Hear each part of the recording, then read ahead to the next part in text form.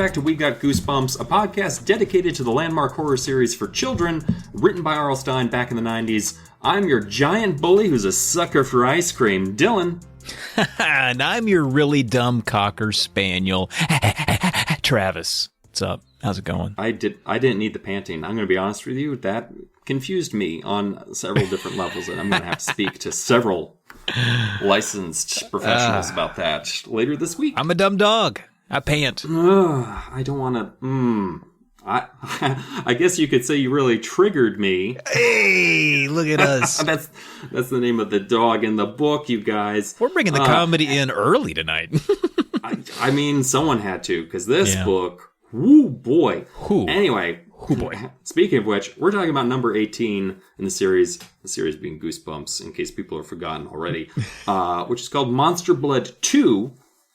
Don't think that you guys have, accidentally loaded up an earlier episode, like you're on episode 3 of We Got Goosebumps. No, sir, we're bringing back Monster Blood, because R.L. Stine also brought back Monster Blood in April of 1994. And so we're covering the first sequel, but not the last. That's right. In the Goosebumps series. 2 Monster, 2 Blood. It's all about family. No, it's, I don't want to say it's too early to bring anything back. It's at this point, it's been over a year.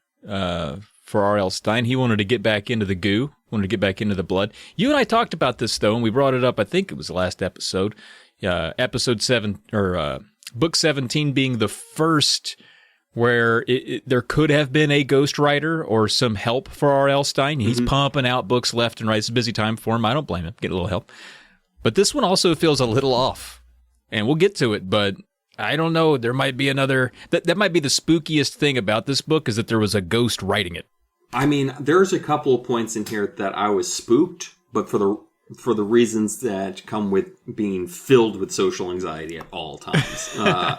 So there was definitely times where I was reading this book where I was like, I don't like this. This is making... it's basically, if you're familiar with the movie Midsommar, the scary parts of Midsommar to me, which is about a group of college students headed off to some country in Europe, filled with blonde people, so I don't really care that I don't remember the name of the country. I think it's like Sweden or...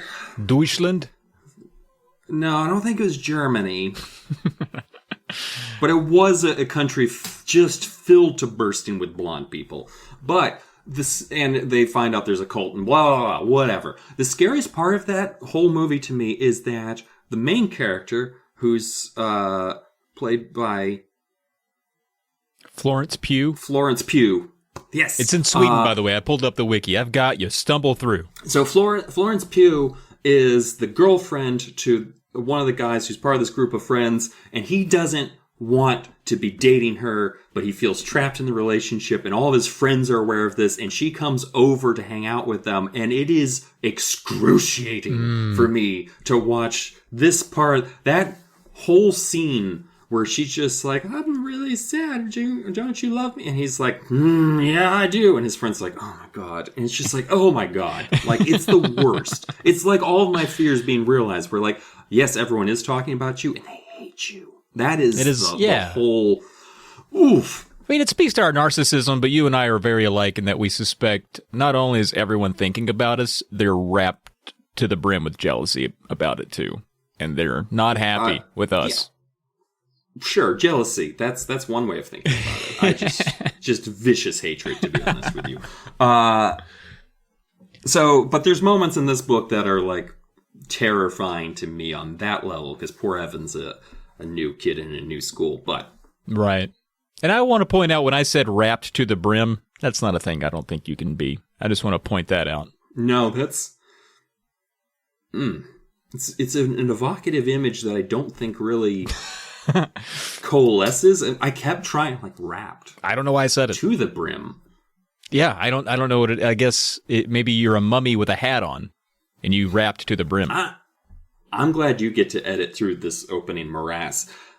So I've already hinted at the fact that I'm terrified of social awkwardness in this book, and unlike you, I did move frequently as a child and have to start new schools frequently, which is the worst. I imagine. I would say as a child starting a new school especially in an area where you're not familiar with the social norms and how people behave and act and things, and you're a weird kid to begin with, things just go a little sideways. Yeah. It'd be like going to prison as an adult. It's like, I don't know who the gangs are. I don't know whose side to be on in the lunchroom.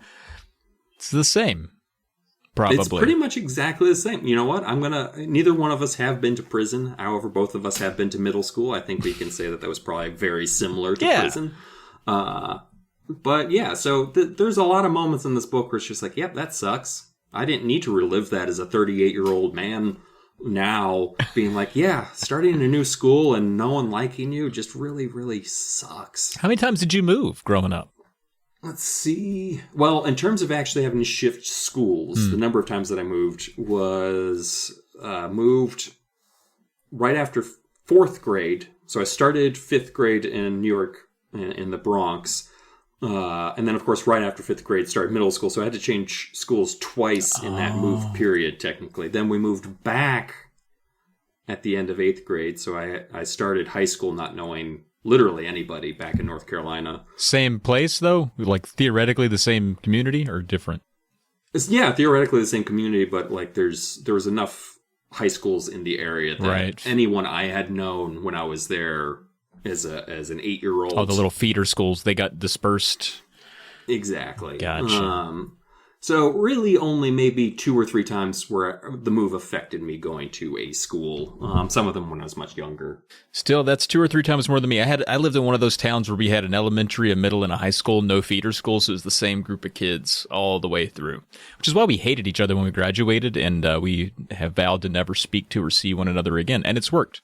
On the one hand, that sounds nice to me in the sense that you can have like stability. Oh, these people might be your friends and stability. Yeah. And it's kind of like growing up in the same neighborhood or wherever your entire life. I never got to do that same house or whatever. But on the other hand, that also has those situations that I never had to experience where it's just like, oh yeah, remember that time you shit yourself in 5th grade and no one forgot it throughout your entire school career? Like, I could have shit myself in 5th grade, but I moved 600 miles and didn't have to worry about that. Arguably the best time to shit yourself, you're right before a big move. Exactly. Right.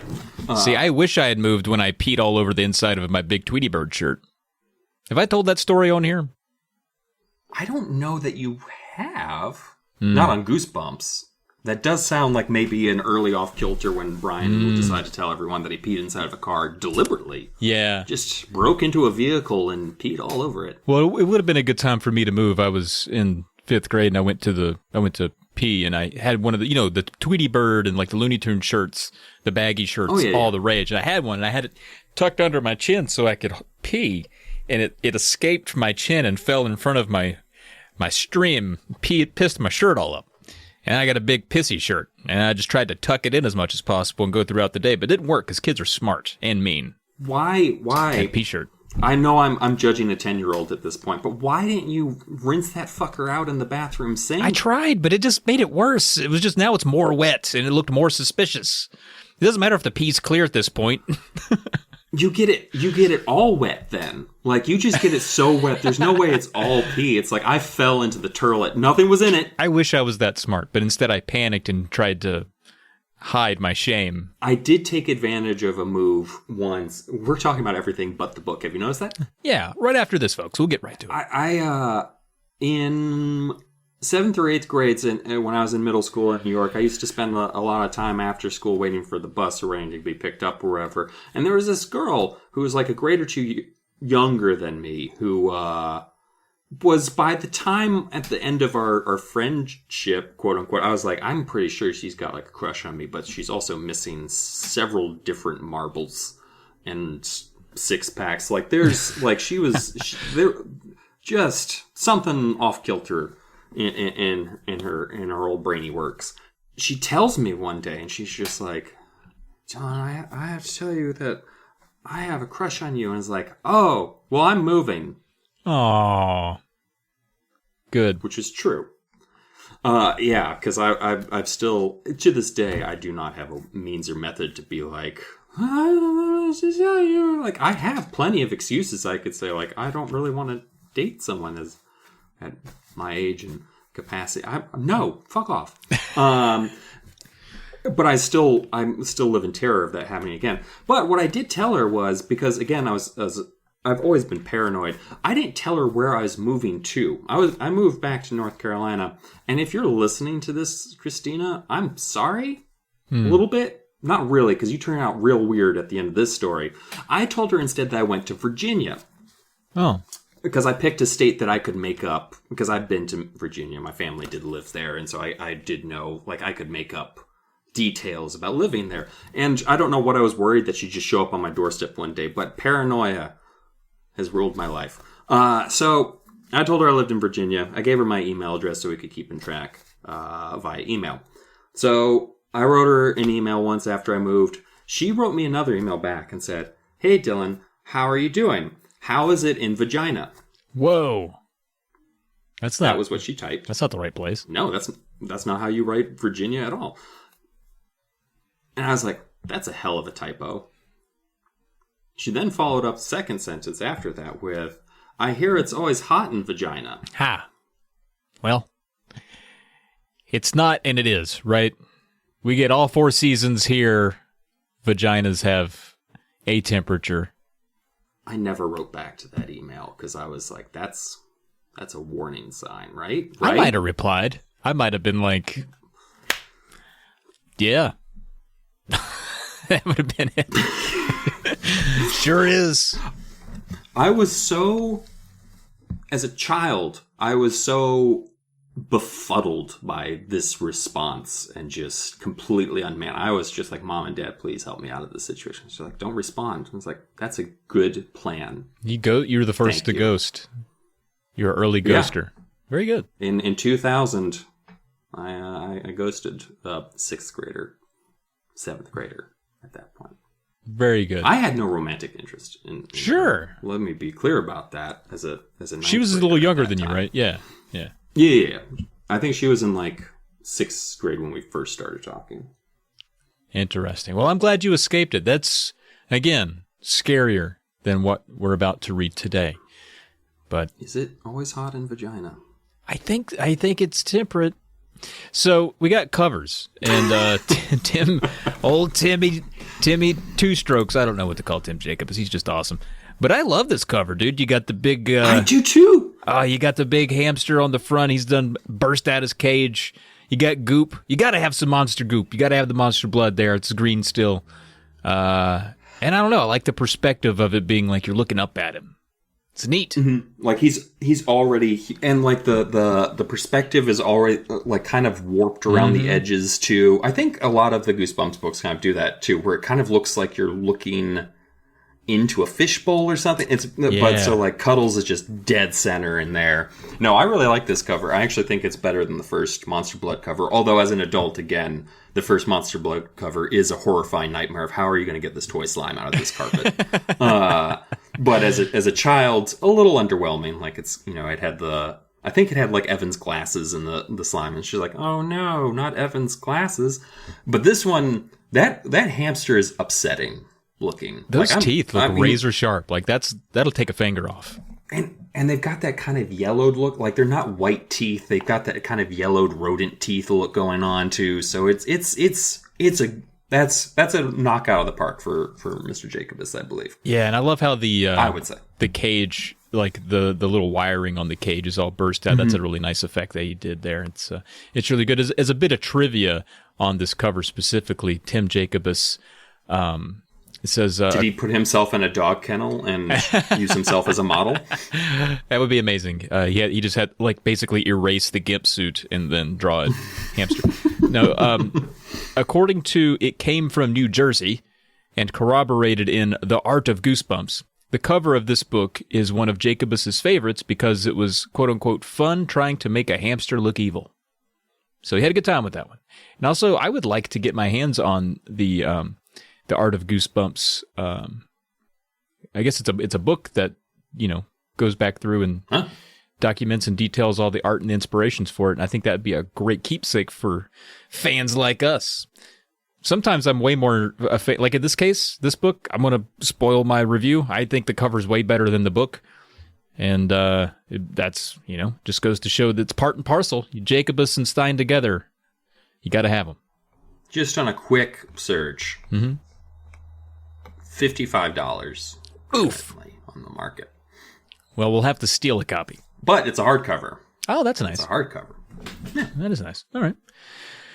So that was Tim. There's a 2004 edition that didn't really change the cover that much, so we're stuck with this one. A lot of places used it around the world, but I don't know, Dylan. Where do you want to go? Let me multiple choice. Do you want to go to the UK? Let's just do the UK because I've got it up and I've just seen it. I've gotten my first good look at it. Why does that little gremlin, that little rodent, look familiar to me? It looks like it's from something else that I've watched. I don't know if it's like. Remember that? Was it Mouse on a Motorcycle? What was it? It was like a Ralph Macchio movie or something. There's something about that. I think you're Runaway Ralph, like Ralph. Runaway Ralph, Ralph, something like that. Yeah, maybe maybe like a cat or something. Like there's something a little off about it. All right, the lower jaw. I'm gonna say this. I'm gonna say this. I'm gonna say it. I'm gonna say it. I'm gonna say it. This is probably the best UK cover because. Everything that's on the cover, including the weird-ass tapioca background, actually is in this story. It's Monster Blood. We'll call it Monster Blood for the purpose because they did color most of it green. There's a hamster that looks monstrous on there, and it does look like a hamster, which is a problem I have with the French cover, where I don't know what the fuck that thing is. It ain't a hamster, though. So I will say it's garish. It's... Like, the colors are always, like, off in some way. Like, it's too... saturated. Like, the hamster looks... Yeah, like, and overexposed or something. Like, it's lost detail or something. It could just be the scan, maybe. I don't know. But...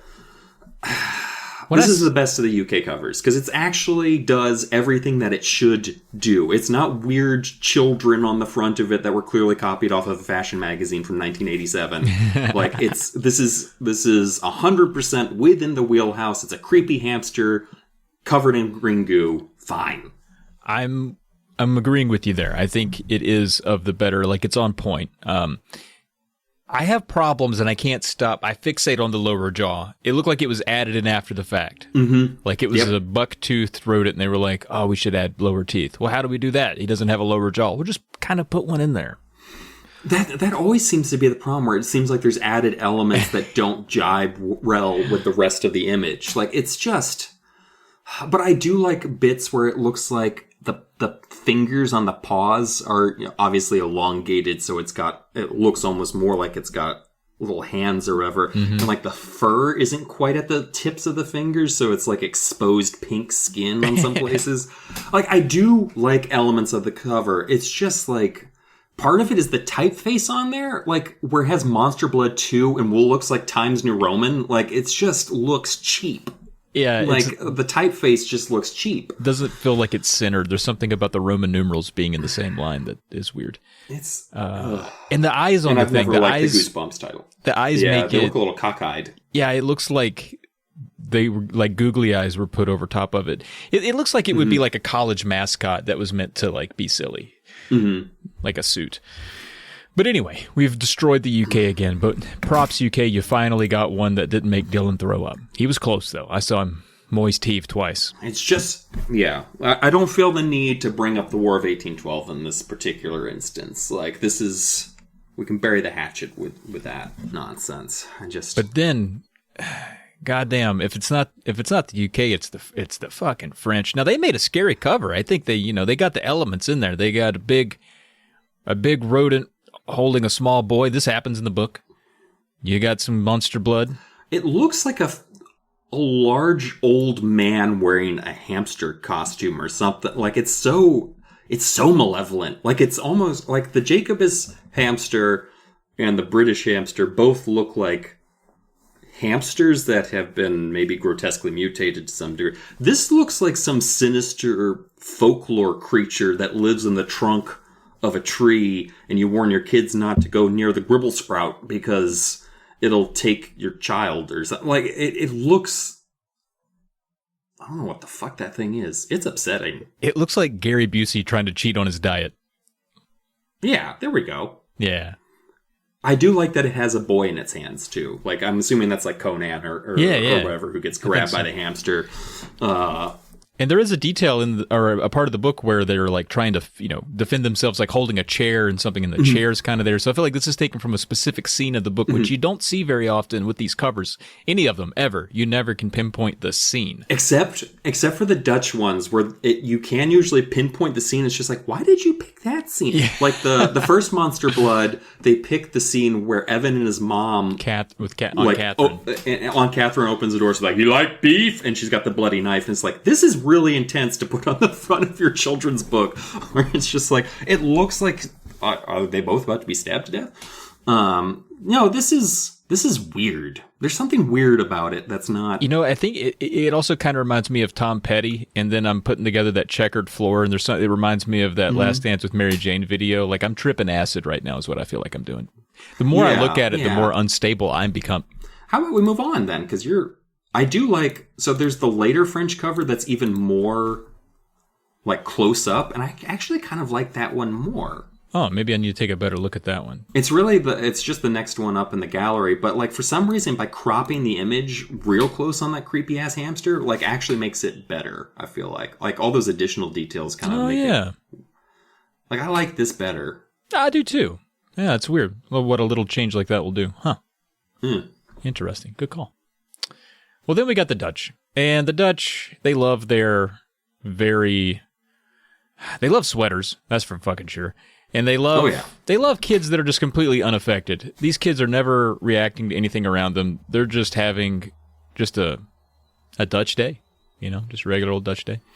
And there's a giant claw. They also always seem like 5 years older than the characters in the books. Like, these are teenagers, right? Did Evan sprout right up? Like, these kids are in college on this cover. It's weird.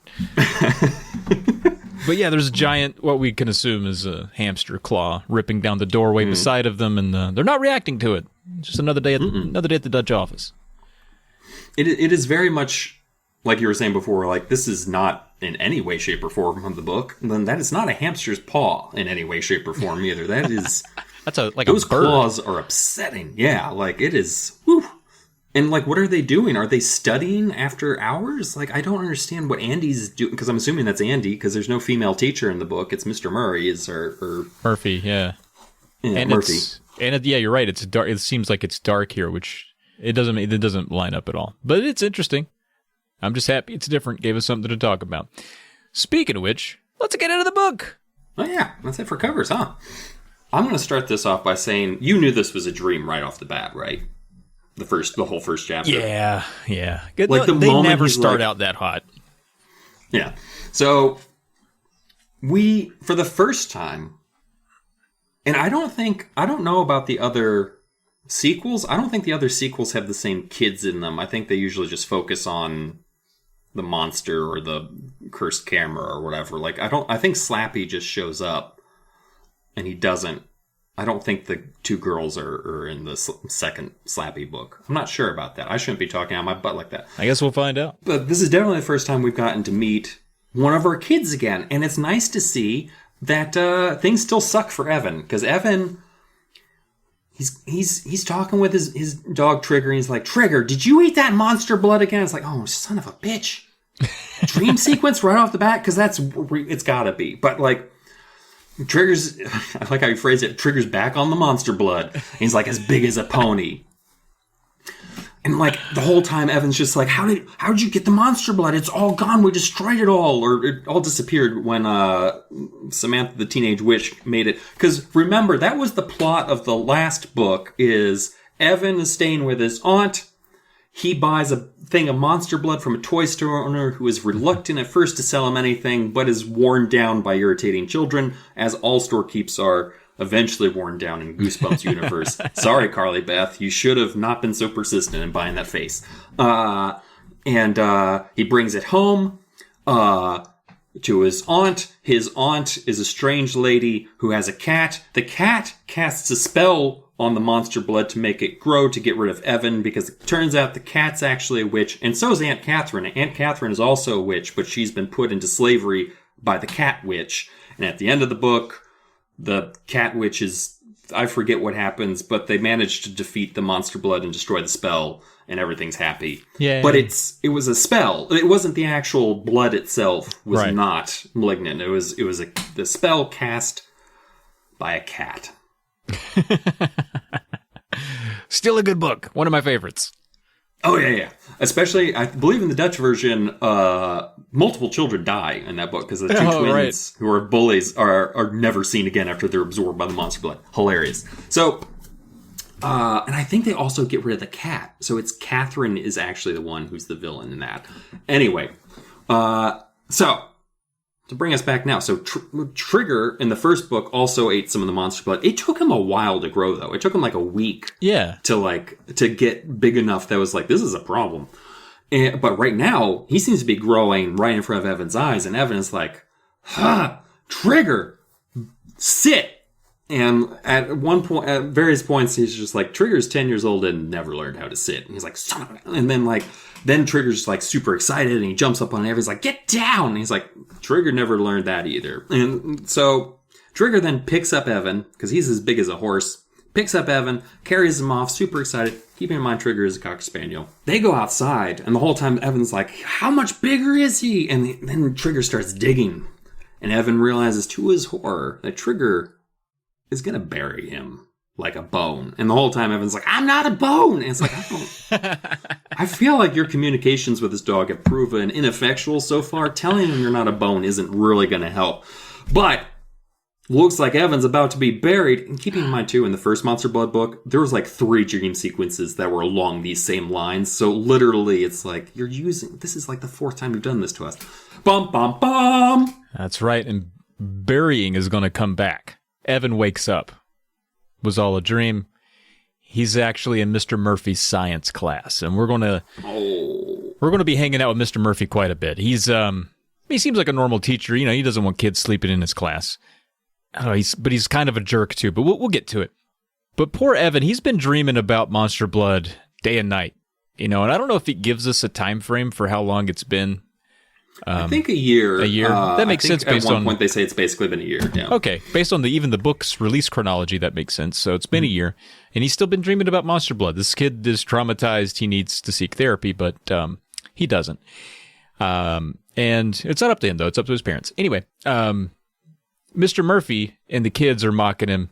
You know, they're not believing this Monster Blood to be real. Evan had, like I said, he'd been dreaming about it. He's also been bringing it up. He's at a new school. He's just moved to Atlanta. It's a big city, new kids. He's trying to connect with them. He's like, hey, guess what happened last summer? Got some monster blood. And they're like, okay, well, you're weird. Go away. And so it's just not working for him. Everyone thinks he's weird. So anyway, for sleeping in class, he gets in trouble. Mr. Murphy's not, and that hurts his pride. This is a good science class, okay? You don't be sleeping on me when I'm doing science. So you're going to have to stick around after class and clean the hamster cage. We're a classroom that's got a hamster. I don't know, Dylan, did you ever have a classroom that had a class pet? Maybe, well, I don't know what grade he's in. He's 12, so it's, what, 6th grade? Yeah, 5th, 6th. Like early middle school? 6th, probably. Yeah, not at that age. We did have, like, in my elementary school, we had a 5th grade teacher who had all kinds of animals in his class. And, like, he had, like, ferrets and an iguana and stuff like that. But, yeah. That was in the Bronx. There was a couple other classes. No. This was in North Carolina. Oh, okay. All right. No animals in the Bronx schools that I remember anyway. Trying to keep your story straight. All right. Well, I didn't go to 5th grade at that elementary school. I just knew of Mr. Arnold. So I see. I got you. Okay. Well, he's got to clean this hamster cage as punishment. This is where Cuddles lives. Cuddles is the name of the hamster. Cute little guy. And Evan resists. He says, I hate that stupid fat hamster. Which seems like an attack on the hamster. The hamster didn't do anything, but whatever. And then Evan runs over. He's fueled up. He's like, I'm not doing this. He grabs Cuddles out of his cage, lifts up his left leg, goes into a wind-up motion. Crow hops, pitches it through an open window in the school and outside. Evan has just murdered a hamster. Bum, bum, bum. So he's daydreaming again. Although that was at least Inception? a little telegraphed. He does actually like call Mr. Murphy dumb at some point. In real life. Yeah, that's coming up. But at this point, no, that was your chapter, buddy. Oh, I'm sorry, I missed that. Shit. Yeah. calls him dumb. And then that might have been where he fell asleep again. I don't know. I don't know when he actually phases out of reality, but I think it's while Mr. Murphy's like, I need you to clean his cage forever and ever. Yeah, he's like, nah, you're dumb. That's a bold move. Even in the book, I thought it was bold. I'm like, damn, Ariel. Trying to inspire kids to call their teachers dumb? But he wakes up again. Well, not really wakes up. I feel like he was just kind of like... zoned out? Yeah, like I do throughout this podcast constantly. Or my day-to-day life. Just every time. So... He in reality, he says, okay, Mr. Murphy, which is what he should say, because he's an adult. Like, what's he going to do? So he's having a rough time because he decided to tell all these children that he had a can of toy slime that grew into preposterous lengths, and then his great aunt's cat witch is the one that... Like, what did he tell them? I felt like a maniac explaining the plot of the book. Like, how did Evan feel like... She's like, guys, I have a great story to tell you. It's like, this better be fiction, because if it's real, you're insane. I forgot how wacky it was until you recapped. When you recapped, I was like, damn, that book was dumb. Imagine him trying to tell it. I mean, I would leave the cat. I might just stick to the monster blood part. I wouldn't have brought the cat into it, or the witches. And definitely mention the great aunt. Yeah. Because she really kind of pulls the whole thing together. But anyway... So he's basically like, I wish I just had a little bit of monster blood left so I could show all of them. And this is starting to sound a little bit like a Columbine situation, but we're not there yet. But none of it's left. All of it was zapped away by the witch. I see that face you're making. You don't like that reference, huh? So on the way... He leaves the classroom. He's bummed because now he's got to stay late after school to clean out a hamster cage. To be honest with you, I feel like that would take like 10 minutes tops, right? You knock out the cedar, like whatever. I don't even think it's 10 minutes. It's like a minute probably. Especially if you do it the way I would have done it, which is just put more clean stuff on top of the old stuff and hope no one notices. But on his way out to the classroom and on his way to the locker, he feels a foot hit his ankle and he goes down and eats tile. And... he's been tripped by a bully named Conan Barber, which, I'm going to be honest with you, the lengths that R.L. Stine will sometimes go just to give a nickname, because all the kids call him Conan the Barbarian. It's like, why didn't just call him Conan anything else? I'm sure the kids could have figured out the Barbarian without his last name being Barber. I'm sorry, R.L. I don't mean to... Maybe it was the ghostwriter that did that. But Evan... He sounds basically like your typical actor that plays a high school student, where he's like 7 feet taller than all the other children. He looks like he's 35 years old, got the stubble and everything. Although it's funny because when we find out about his home life, Conan actually has seems like supportive parents. Like he does well in his athletics. Like I'm just like, where is this hostility coming from? Right? Like, is there an even darker, more fucked up side of his home life that we're not... There must be. His parents seemed like the best parents we've ever read about. Yeah. Like, just insane. We'll get there. But, I was expecting him, like, all right, we need to get into Conan's house, and it's, just a piss-smelling double wide on the edge of town that's like... right? All you hear from inside is like... Conan, I thought I told you to clean your room! And you hear him getting beat by his dad, and that's not what happens. No. So, something more sinister is happening. Conan doesn't seem to be the sharpest tool in the shed, though he is a good athlete, which means he's the villain of this piece, obviously. He told Conan about Conan, I keep calling him Conan now. Because the Conan the Barbarian makes it seem like that's what he wanted you to call him. Yeah. So... apparently he's like one of the first people, everyone's like, oh my god, this big fellow, I need to convince him of monster blood. And Conan was mad about this and saying, we don't like wise guys here in Atlanta. I don't know why I did that with an obviously wise guys. New York style. Yeah, you fucking wise guys down here. We don't need you. Like when he's from Atlanta and it would probably be more of a southern drawl. I'll let you take care of that. I got it. It seems like Evan's come across Conan here on a good day. He says, I'm real sorry about tripping you, bud. You know what? You can take a free shot at me. How about that? You can pop me one in the chest. You know what? Punch me square in the stomach. As hard as you want. That's fine. And the kids are gathering around, and Evan's like, all right. We're gonna do a little bit of a wind up. Evan raises that fist. And, like, the whole time, Conan's ragging on him, though. He's just like, you call that a fist? And it's like, come on, dude. Like, what are you... I mean, unless he had to put his thumb, like, inside the fist or something. Like, maybe Conan was like, don't do that. You're going to break your thumb if you do that, buddy.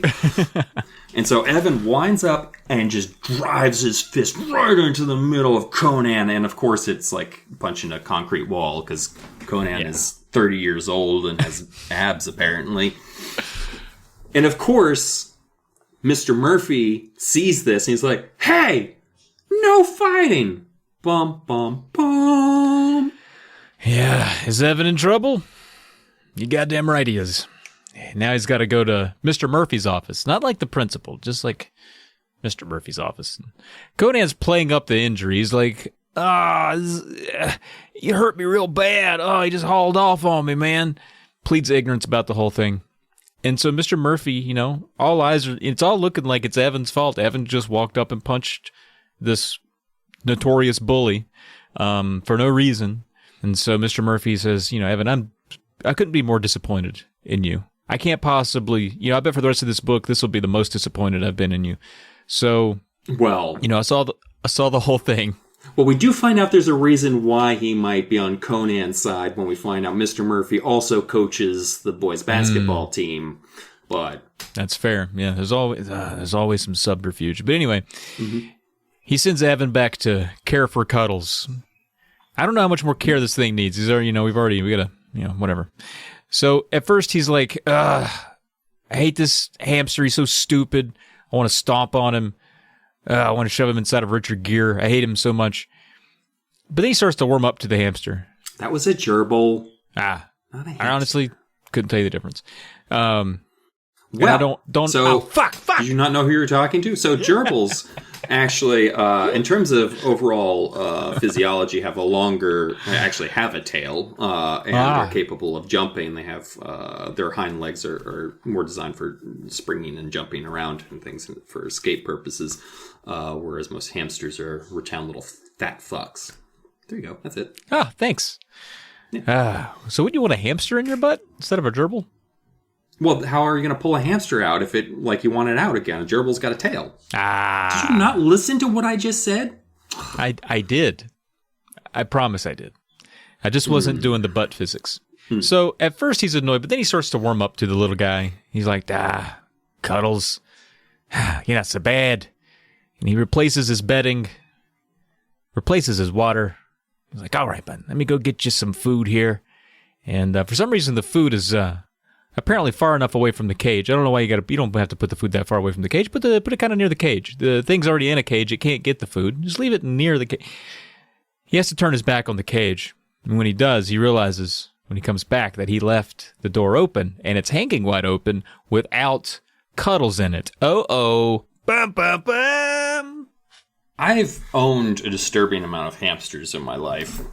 And this one seems a little more sprightly. No, we bought 2 hamsters on a whim at a Petco. Never get impulse buy hamsters. Turns out one of them was male and one of them was female.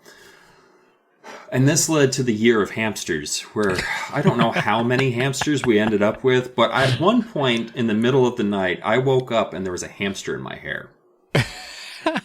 I'm not joking. I went to sleep and I felt like something moving around my hair. It's like, I swear to fuck. I reached up. There's a hamster. I just got out of bed, shoved it back into a cage. I didn't even bother to decide, how did you get out? I don't know. Boom, in a cage. Please let the others eat you. Very sprightly hamster in this book, though. Ruh-roh, Mr. Murphy loves this hamster more than anything else on the planet, which is funny when you get to the end of the book. It's like, I need to find Mr. Cuddles, because, if Mr. Murphy Brown, finds out that, he let Cuddles get away, he might as well move out of Atlanta and, go back to wherever he came. I'm not sure where he I don't know either, actually. Ohio? Let's assume Ohio. Probably. And so he's looking for Cuddles, and he sees Mr. Cuddles. He sees Cuddles chewing on a bit of chalk, which is fine. That shouldn't be too harmful to him. It's a pretty neutral mineral element. So Mr. Cuddles should be fine. I'm calling him Mr. Cuddles just I called him Mr. Cuddles for some reason too. I don't know why. But I mean, we call the birds like Mr. and Miss, like not Mrs. because they're different species, and that would be gross. But like it's Miss Sydney and Mr. Winston because they need their proper title. Don't ask. So anyway, Evan's got a handful of sunflower seeds. Cuddles is gnawing on his chalk. He's trying to like do the whole like I've got sunflower seeds, jump and pounce. Thing is, you can't do that because now the hamster knows like this isn't about sunflower seeds. This is about you catching me. Mm-hmm. Evan misses. Hamster goes at apparently 30, 45 miles per hour. Just boom.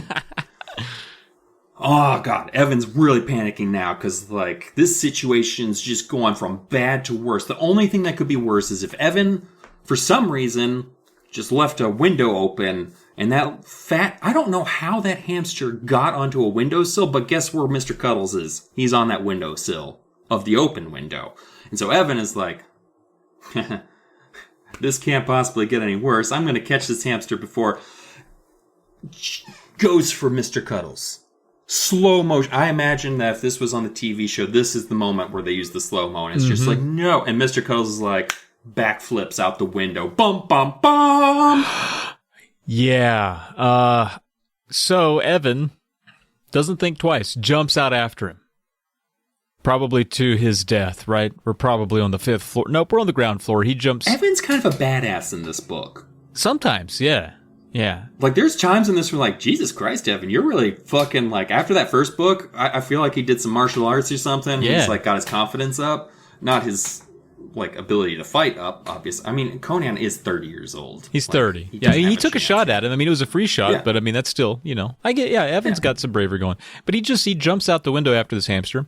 He's on the ground floor. He just lands in a bush. No big deal. But he gets up. He looks around. He sees Cuddles waddling toward the playground. And I just love the image of just a little fat hamster running in the open plain. I just think that's so cute. This might have been my favorite part of the book, where it's just like Cuddles nearly getting hit by an airplane. Cuddles nearly being caught on fire. Like, it's just this horrifying nightmare gauntlet of Cuddles going across the street, and it's Evan being like, ah! The entire time.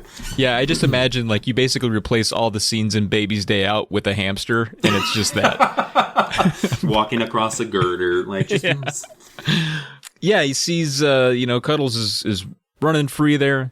Dylan alluded to, there's bikes. He runs through a basketball game, just balls bouncing, people stomping and stepping around. He manages to get through all of that. And then Evan loses, I imagine Benny Hill music the whole time.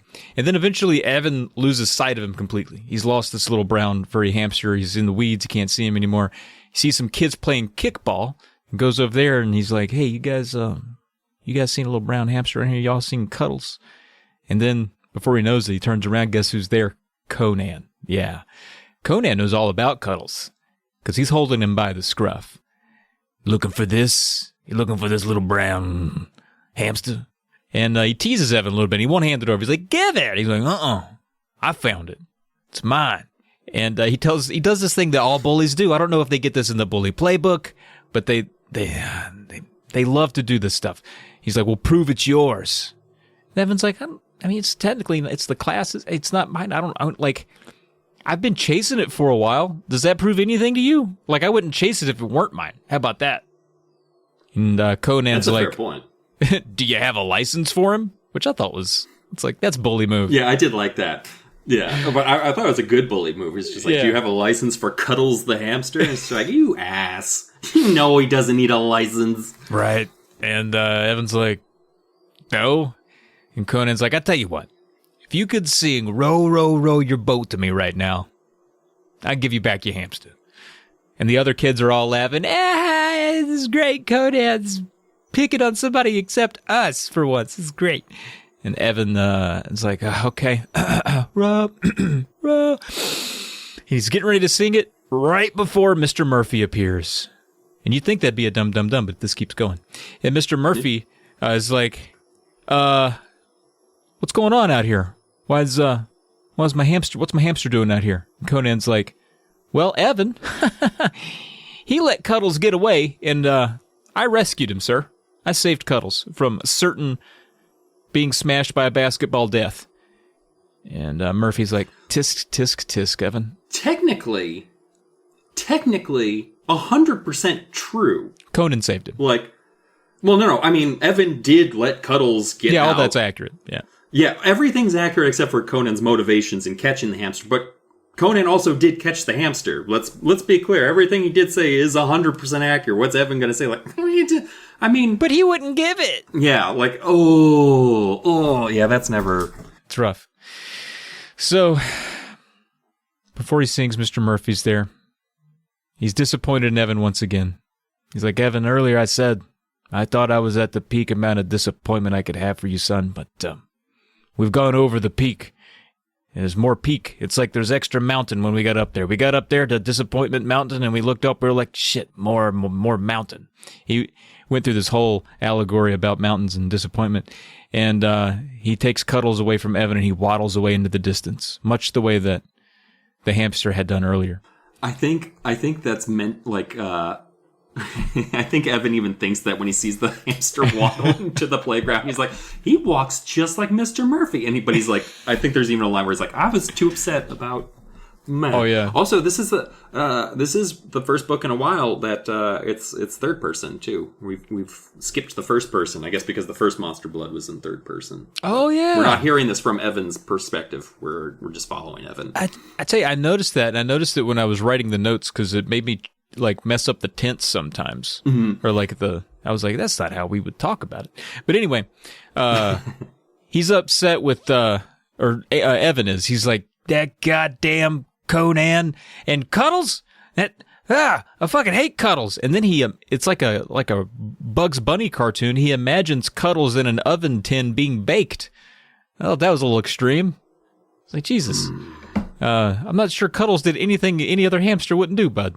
You know, it's not Cuddles' fault. Yeah, I don't think Cuddles escaping when you left the cage door open is Cuddles' fault, buddy. Like, yeah. I don't think anybody was cuddling him, to be honest. But Evan goes home sad. Well, my bully stole my teacher's hamster. Now my teacher's mad. You know, that old thing. And then someone leaps out behind a hedge, grabs him, gotcha, and takes him to the ground like a tackle. Evan looks at his attacker, and with some amount of recognition, he goes, "You, dum dum dum." I'm just gonna jump right into the chapter with a little light reading. Here's a little advice, Evan, Andy said, grinning down at him. Don't go out for the wrestling team. Andy! Evan cried, staring up at her in surprise. What are you doing here? She reached out both hands and helped tug him to his feet. Then she tossed back her short brown hair with a flick of her head. Her brown eyes flashed excitedly. Didn't you read any of my letters? She demanded. Evan had met Andy the past summer, when he'd stayed with his great-aunt for a few weeks. He and Andy had become good friends. She was with him when he bought the container of Monster Blood. She shared the whole frightening Monster Blood adventure with him. Evan liked Andy because she was funny, and fearless, and kind of crazy. He never could predict what she would do next. She didn't even dress like other girls Evan knew. Andy loved bright colors. Right now she was wearing a sleeveless magenta t-shirt over bright yellow shorts which matched her yellow sneakers. I told you in my last letter that my parents were sent overseas for a year, Andy said, giving Evan a playful shove. I told you they were sending me to Atlanta to live with my aunt and uncle. I told you I'd be living just 3 blocks away from you. I know, Evan replied, rolling his eyes. I just didn't expect to see you jump out of the hedge at me. Why not? Andy demanded, her dark eyes exploring his. And that actually is a fair question, because basically she is unloosed chaos in Evan's life whenever she pops up. And I believe one of the people who follows us on Twitter has actually put together a visual guide of all Andy's outfits in the book series. God. So amazing. You can actually get a visual accounting of what Andy's wearing, and I might have to track that down and retweet that from our Twitter account later, because it is hard to visualize what because sometimes I'll read over clothing descriptions and not really pay any attention, and then I'll have to be like, wait, what is she wearing? And then backtrack her up a little bit. But Andy's wicked excited. She's super, like, she's like, I'm gonna start school on Monday. Like, we'll be going to the same school together for the year. I'm assuming it's like for the whole year. And to bring up your earlier point about this is it's a little strange that he just happened to meet her in the same city that his great aunt lived, and now she's in Atlanta where he is. I understand. That's weird. But let's put it this way. Put it this way. Here comes some spackle. I'm gonna spackle. It's not great spackle. This is spackle where you're filling up the hole and you really hope the landlord doesn't look too closely when he's thinking about giving back your security deposit. And guess what? It's not gonna work. But let's assume she had options for family to be sent to. Like she's got an aunt and uncle here. She's got her grandparents there. Like I feel like her parents probably sent her off a lot to different places. And because like her parents going overseas for a year, that's probably something that happens more regularly than you might imagine. And considering her like personality, probably not the most stable home life. Just putting that out there. So she finds out her folks are going away for another year or another trip. And she's like, I have that aunt and uncle in Atlanta. And I've got a friend already down there. And they're like, sure, whatever the fuck. We'll send you, at least then we know she has a friend. Right. So removing some of the coincidence. I had to create a whole home life for Andy that we don't see in this book. We have to extract. Obviously, no one's dressing her. Like, she's just allowed to do whatever she wants. So anyway, that's my spackle for this, is that she had multiple options to go away, and she deliberately pushed for the place and was like, my friend Evan lives there. And it's like, the kid that fucking feels like toy slime eats people? Sure, whatever. He seems about your speed. So she's like, hey, you seem down. And he's like, yeah, I had kind of a rough day, like, and no one believes me about monster blood. And she's just like, the fuck you mean no one believes you? Of course no one believes you about monster blood. Didn't they think you were weird when you told them that story? He's like, I mean, yeah, a little. I mean, they all hate me now. And he's like, but now you're here. You can back up. You can corroborate. And I'm sure in her head, she's like, yeah, that sounds like a good idea. And they both think we're fucking weird. Let's do that, like Evan. Great job. But she's like, you know what? I can do you one better, my friend. And he's like, what? He's like, I'm not going to tell you because then we wouldn't have a cliffhanger. He's like, I'll meet you at the park tomorrow, and then I will bum. Chapter 8, we're at the park where he's supposed to meet Andy. And what could she possibly surprise him with? You go down the list. Was it like a new Les Paul guitar? What did she bring? A lucky rabbit's foot? What, she got a better dog? It's Aunt Catherine. Yeah, it's Aunt Catherine, just her corpse buried under a tree. Sitting on a swing, being like... She's not dead, she's just whispering beef a lot. Yeah, beef. But no, Andy surprises him with the can of monster blood. She's like, ta-da! What do you think? He's like, oh God! Oh God, get that fucking... Oh God, I don't want to see it again. She had saved it. But just the can. She swears it's empty. Don't worry. Hey, there's nothing in here. Every last drop is gone. And she's like, but the can at least proves that it existed. Like, you're trying to prove to these kids that monster blood is real, and they're not believing you. Well, at least we have the can that says monster blood on it. That's something. And Evan pulls off the top. He's like, all right, okay, shit. Let me pull the top off. Let me take a peek in here. Ah! He screams. Bum, bum, bum. From inside the can, they hear, you like beef? It's Aunt Catherine. And it echoes, beef. She starts climbing out. She has a knife between... Okay, that's not actually what happened. That would have been amazing. The can, though, is half full of monster blood. Maybe worse. Yeah, I mean, honestly, especially since they no longer have a pair of witches around to make it go away. Because, again, we know what stops monster blood, and it's a cat witch. Yeah. And there's no cat witches. Hard, it would have been introduced before Chapter 8 if there were, I bet. Mm-hmm. At least the cat. Mm-hmm.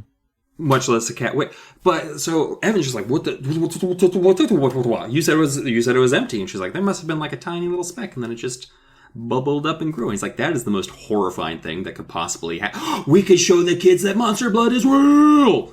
Right? He flips that on a dime. It's just amazing. Like, a year of trauma. Supposedly, he has nightmares every single night about this thing. Night. And sometimes during the day when he's awake. Yeah. That is like a sign of deep-rooted trauma in this child, I feel. Like, he's having flashbacks in class. But now he's just like, let's bring it to school, then we can show the kids. Andy, because she's insane, has another better idea. She's like, let's feed it to Conan. And Evan is like, what is wrong with you? Like, why would we want Conan to be bigger? And she's like, that's a good point. He's like, are you fucking crazy? He really should have paid attention to this one point where it's just like, Andy is crazy. Like, she's actually a little disturbed, which just, I'm sure if you're a 12-year-old boy, he's just like, oh my God, I'll do everything Andy says. That might have been me as a 12-year-old. You projecting? Were you attracted to unhinged? I do like monster women. But he finally like, it clicks in his brain. He's like, we can't. I'm not bringing this to school. We can't show this. We need to just fucking get rid of this. Throw it in the lake. Like, burn it. And they never talk about burning it. Have you noticed that? I feel like fire might actually be a good solution for this particular problem. But, like, if only they'd known the kids... What's it going to do? Make the fire really big? Yeah, like, I feel like that's probably your best bet. Yeah. Not to do what they're eventually do with it, which seems like the stupidest possible idea. But anyway, they're talking about how to get rid of it, and then Conan shows up from behind a tree and tries to grab the can away. Bum, bum, bum. Man, this is one of the most coincidence-riddled stories in a while. But yeah, Conan was behind the tree, which is the tree they were also behind earlier to get... it's a whole thing. It's probably the fucking tree from the first story.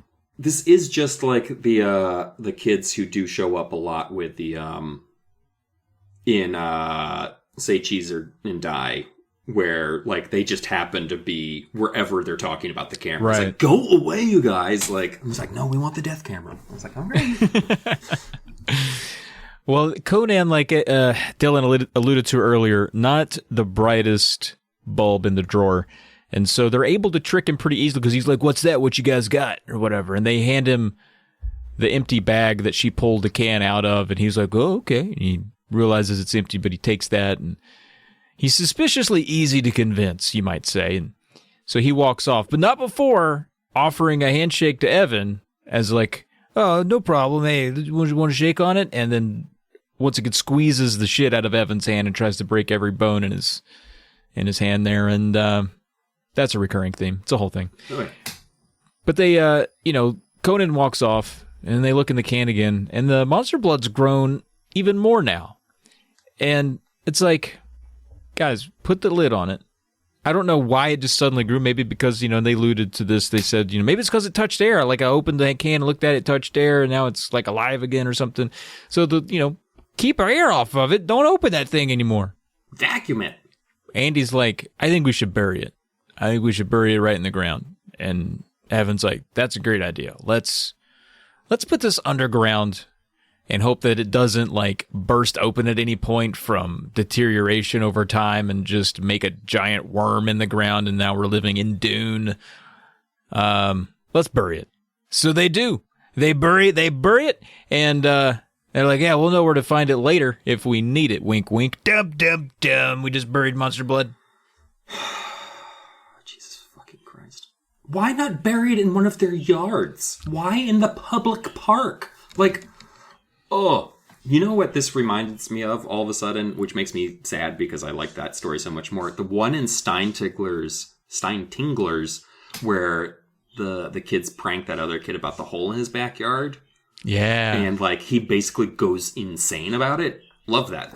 Anyway, so Evan goes home. He feels pretty good because they came up with possibly one of the stupider ideas for getting rid of the monster blood. And he's like, problem solved. There's a couple of times in the first book where he's like that too, though, where he's like, problem solved with the monster blood. And he's like, your dog is like 500 pounds now. It's like, it's solved. And he's just like, he is so ready to be like, nope, everything's good. And Andy's like, I don't think, nope, can't hear you, la la la. Like, and he just wanders away.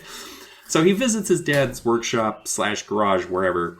And his dad is an artist who likes to make terrible sculptures, or at least Evan thinks they're terrible sculptures. At one point, he's making, I forget what the name of the sculpture is. It's something like Autumn's Leaf or something like that. And oh, it's yeah. Like, a brass sheet that and Evan's looking at it, is like, I was like, what do you think? And Evan's like, it's real good. It looks like a leaf, Dad. And meanwhile, he's just like, that looks like a ruined piece of brass, Dad. Brass is expensive, too. So, like, I'm with Evan on this one. But then his dad is like, it's not supposed to look like a leaf. It's supposed to look like my impression of a leaf. And it's just like, oh, my God, you're worse than the dad who read one psychology textbook. So I didn't see this coming with the next sculpture. The dad is like, he's going to enter this art contest that's also going to be held at Evan's school, which is, I guess, the only large enough building to hold an art contest is the auditorium at Evan's school. I don't know. Whatever. It's Atlanta. Would have been true in my town. I was about to say it's a small town, but they're in Atlanta, a major city. Like, it's just like, I feel like R.L. Stein was just like, it's in the South. I'm sure there's like 10 people in there, whatever. But it's a major city. But apparently it's Evans Elementary / middle school is the only place that can store all of these art projects, and it's a wheel.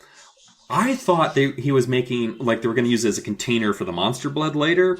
Because I don't think I paid attention to descriptions well enough like I normally do. But I was thinking like it was because the moment he said it was a metal cylinder, I was like, oh, we're going to put monster blood in there. But no, it's a giant wheel. That comes into play later. Remember, there's a hamster.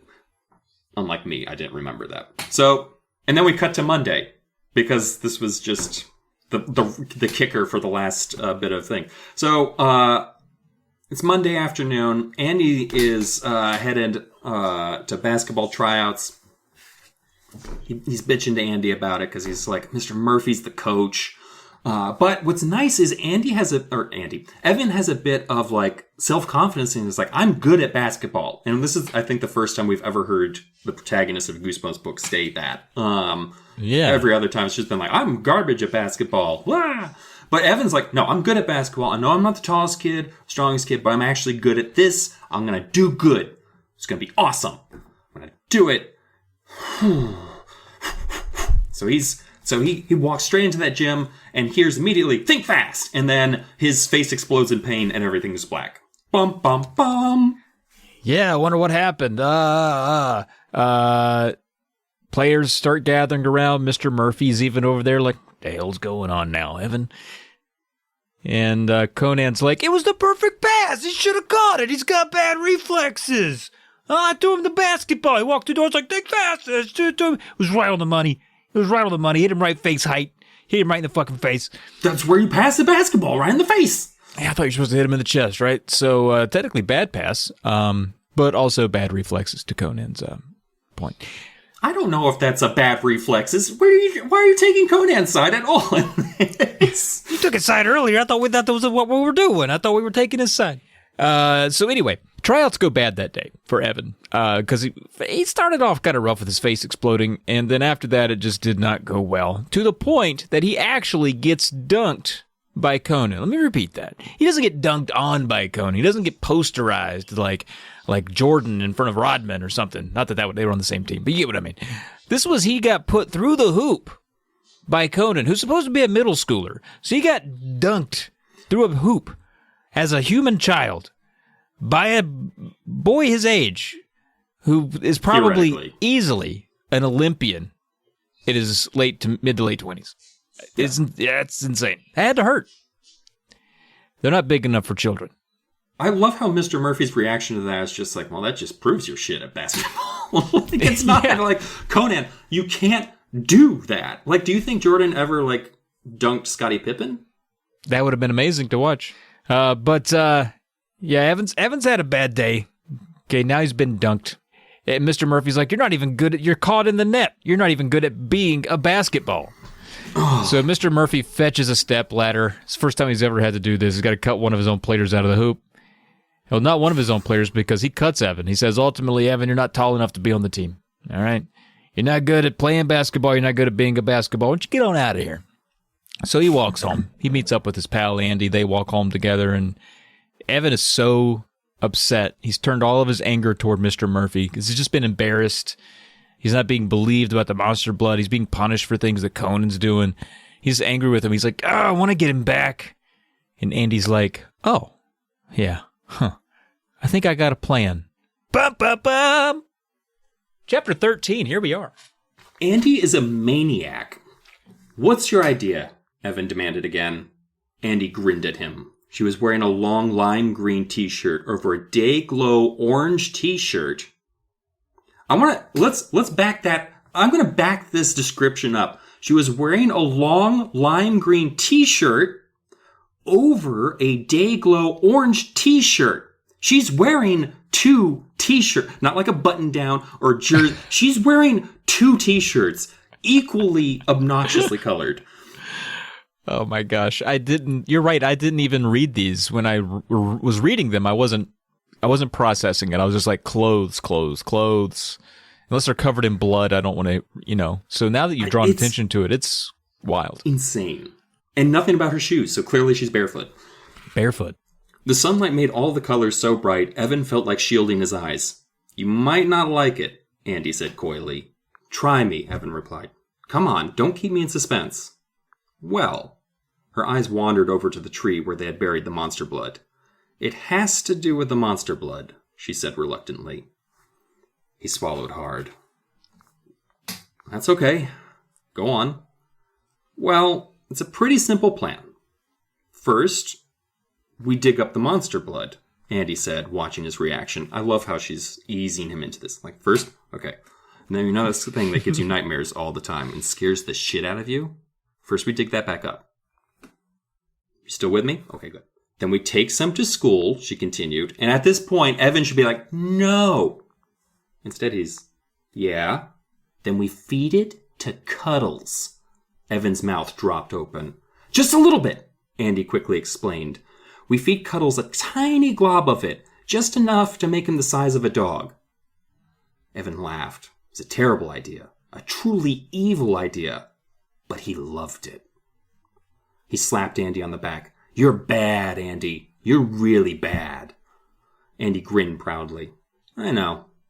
Evan laughed again. Can you see the look on Murphy's face when he comes in and sees his precious little hamster has grown as big as a Cocker Spaniel? What a riot! So you'll do it? Andy asked. Evan's smile faded. I guess, he replied thoughtfully. If you promise we'll only use a tiny bit, and we'll bury the rest right away. Promise, Andy said. Just enough to play our little joke on Mr. Murphy. Then we'll never use the stuff again. Okay, Evan agreed. They shook hands solemnly. Uh-oh. I'm going to say 2 things here. 1. Okay. Evan did want to cook this hamster alive in an oven, so this actually is a step in the right direction in terms of not killing a hamster. 2. When we find out what Andy means by a bit, because when she's talking here, I'm thinking the size of a pea. Like, minuscule. Just enough. Just a taste. But we find out how much that hamster gets fed. This is too much. Anyway. Yeah, you think like what a hamster eats, something pellet-sized. You want to give it something, you know, hamster bite-sized. Anyway. They have their great plan, which is, as far as Goosebump children plans go, better than some of the other ones we've read, like when they were trying to scare the shit out of that girl by constantly just dropping animals on her. And like, this seems, at least they're only putting one animal in danger here. But they go to the spot, start digging, again, with their bare hands. So this hole can't be any deeper than what 2 children could manage with their bare hands. But they say it's like they get about 2 feet into the earth before they realize that the hole is empty and the monster blood is gone. Bum, bum, bum. Hole empty. Uh-oh, where's that monster blood? I guess, at this point, they're like, it's got to be Conan. He had to have watched us. He was there, and he walked away. It was suspicious that he bought the whole bag trick. He probably saw us bury it, came back, got it when we were gone. Son of a bitch, we're stupid kids. And Andy's like, well, it's not like he even knows what monster blood can do. And he's like, oh, but you're wrong, Andy. Remember, I've spent a whole year trying to convince these kids how cool I am, and boy, did I bring up monster blood a ton, and didn't I tell them what it did. Now, they didn't believe me, but Conan's pretty dumb. He might have. He at least knows what I think it does. So I told the whole school. And so they're like, well, we gotta get it back from him. So they go up to Conan, they find him, they ask him. And he's like, well, hey, little fellow, well, I haven't seen it, but I'll help you look for it. And Evan's like, oh, okay. And then he shoves Evan inside a locker and locks him in there and leaves. Conan, what a jerk. And now he's locked in a locker, and he's late for Mr. Murphy's class. And Mr. Murphy already at like the K2 of Disappointment Mountains. He's on his way up the Disappointment Himalayas with this guy. He's like, I don't want to be late. He's going to be mad. And he is. He's forced to stay after school again and pamper that goddamn rodent. But that night, Evan and Andy, they decide, you know what we should do? This isn't even a dumb.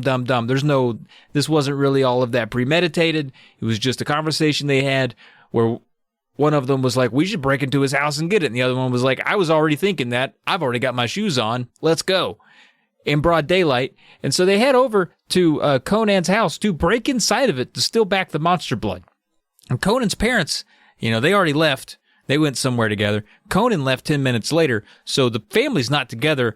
Either one could come back at any point. They don't know where they went or how long they've gone, and they're still sticking with this plan. They're like, yeah, it doesn't matter. Let's just run in. Let's get the monster blood. Let's get out.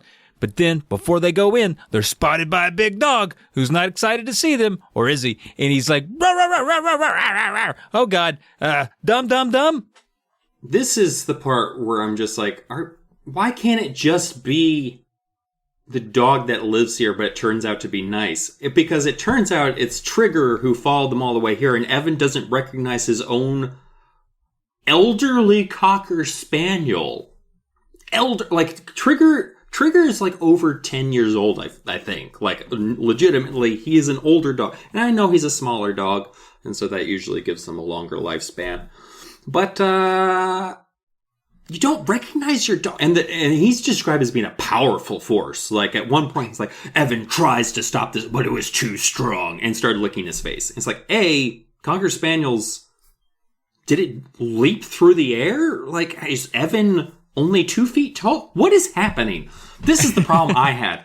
So, Evan and Andy are like, just leave the dog outside, because don't worry about it. It's Trigger. He'll keep guard for us. It'll be great.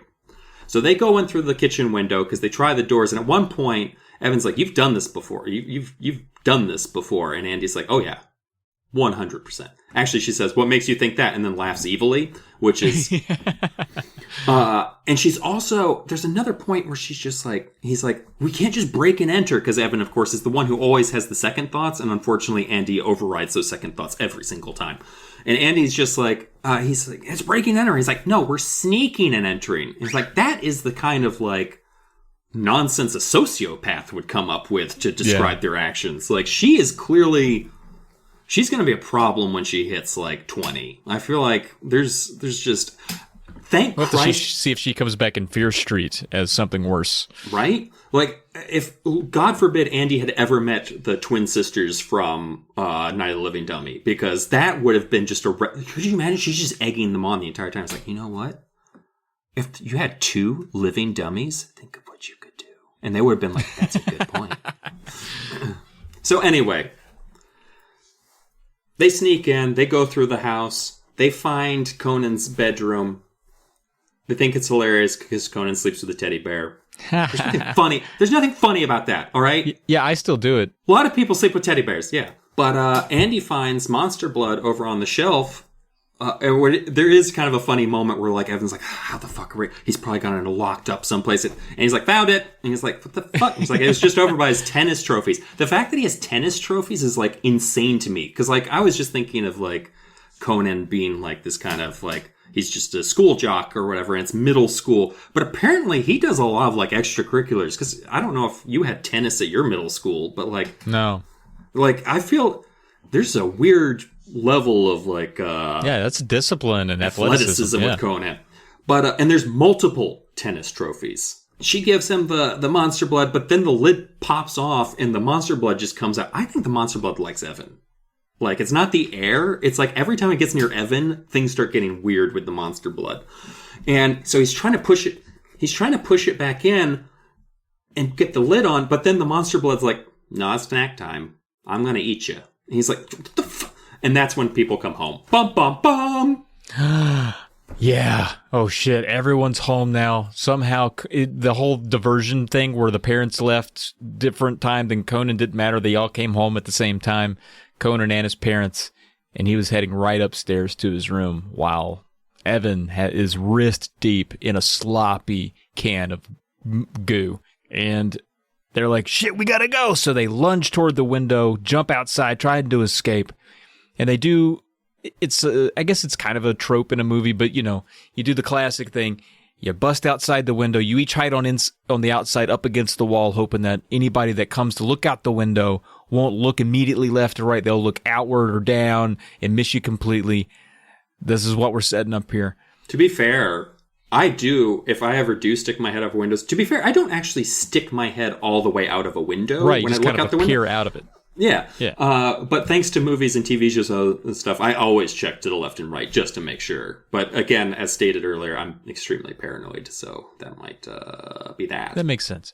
Yeah. Yeah. Christina will find you one day, so keep on the lookout. That's true. But Conan, you know, he does what all young boys of this era did. He immediately goes into his room, hits play on his boombox, loud rap music blares out, and he sings along with it poorly, probably saying all the words that he's not supposed to. Oh, yeah. But not as loud. So it's just like he gets to all those words and it's just like, and then he like really picks it back. I do like that R.L. Stine deliberately described it as chanting off key. Like, that's what they do in raps, right? It's chanting? Like, sure, R.L. I think you just say he raps along with it. You don't say he chants, but whatever. Chants along with it, yeah. Yeah. A little weird. It was a different time. So Andy and Evan, they're just standing nervously on the outside of the window on this ledge. And they're up on the second floor. It's pretty high up. Waiting for Conan to leave his room. Hopefully he does soon. Andy admits, you know, they're kind of whispering to each other because the rap music's loud enough. Mm-hmm. And Andy's like, you know, I seem like a fearless person breaking and entering and doing all this stuff. I am scared shitless of heights, and this is affecting me, and I'm not excited about it. And if things couldn't get worse, remember Trigger from earlier? He's still outside. He sees them, and he's like, hey, those are my people. Ruh, ruh, ruh, ruh. Hey, Evan, hey. And just keeps barking at them. And he's looking at them, giving them away. Anybody outside the house will be like, what's that dog barking at? Look up, see him up there. So they're like, fuck, shut up, Trigger. You're going to get us caught. And Conan, he's like, don't I hear a dog? We got a dog. He turns off the music, walks over to his window, sticks his head out to look. What's going on down there, you stupid mutt? At this point, Evan's scared to death he's going to get seen. His knees start wobbling, they buckle, and he starts to fall. Bump, bump, bump. But he doesn't, because he grabs the wall to make sure he doesn't. Oh, thank God. This seems like so you stopped it right before he's just like, oh, we're okay. But then, luckily, Conan's mom is like, Conan, I thought you wanted some ice cream. We've got ice cream and cake downstairs. Come on down. All right, cool. He likes ice cream. So Conan books it and goes downstairs for ice cream. Evan and Andy get back in immediately, and they try to go downstairs. And again, his parents seem perfectly pleasant. They're like, Conan, do you want some? You better get down here for dessert, young man. Like, holy shit. Like, they're demanding he has dessert because they know he loves it so much. As they're going down to the bottom of the stairs, though, Conan's dad says, hey, Conan, you're telling me you were having trouble with your math homework earlier. Why don't you go upstairs, get your book, and we'll go over it right now. Present parenting, like, pays attention that son said he's having trouble with his math homework. He's like, go get your book. We'll hit the number. And he's not being a douche. He's not like being like, hey, dumb. Although his dad does say something at one point where it's just like, okay, we can kind of see where Conan gets it, where he's just like, how was the basketball tryouts? He's like, oh, they're a bunch of weaklings. And his dad's like, make you look better, right, son? It's like, okay. That's... But yeah, even though they're offering him, like, you know, ice cream, but he's already proven, like, he's a hell of an athlete, so it's not like he's being coddled too much. He has some discipline. He doesn't seem like he's got a bad environment at all. No, just supportive parent. The parents seem great. Unfortunate for Andy and Evan, because now Conan is about to head up them stairs that they're heading down to get his math textbook. Bum. Yeah, but Mom says, Conan, honey, sweetie, hey, no, what? Earl, I don't know Conan's dad's name. Let the boy eat his ice cream and cake. Don't make him do his homework yet. He just got his treat. And he's like, oh, all right. In a minute, after ice cream, we'll do it. Totally reasonable.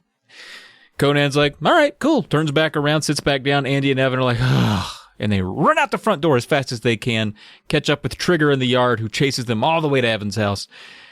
Evan running the entire time, by the way, with, again, his arm wrist deep in a Pringles can of goo. Mm-hmm. And Evan's like, we should rebury this. Once my hand is outside of it, we should get rid of it. It is way too much trouble to deal with. I've got so much anxiety. Look what we just had to do. We got to get rid of this stuff. And Evan's like, promise me after you... And they struggle for a bit to get it off. His arm makes a weird sound. It does the whole thing. And he promises, like, okay, I'll bury it. I'll bury it when I get home. I promise. Okay, but it feels very half-hearted. It's written very half-hearted in the book where you're like, you squint and you're like, Andy, you better bury it. I don't think she's going to. Mm-mm. So skip to the next day. Evan actually skips school because he wakes up with a sore throat. Weird detail, but it's a way to build time because we needed another day for him to return to see that Cuddles has been replaced by a rabbit. JK, Cuddles is as big as a rabbit. Probably a good-sized rabbit for this to have any gravitas. Bum, bum, bum. Do you know how... Because I'm concerned now because you don't know the difference between hamsters and gerbils. Do you know how big a hamster is supposed to be? Yeah, I've seen real small rabbits. Yeah, but like bunnies. Yeah, but those rabbits you're thinking... Those wild rabbits... Them's is smaller than domesticated rabbits you can get, too. So, like, a domesticated rabbit is going to be a fatter fellow, and a hamster's, like, smaller than my fists, and a rabbit's, like, considerably larger. Well, how big is a gerbil? Gerbil's a little larger than a mouse.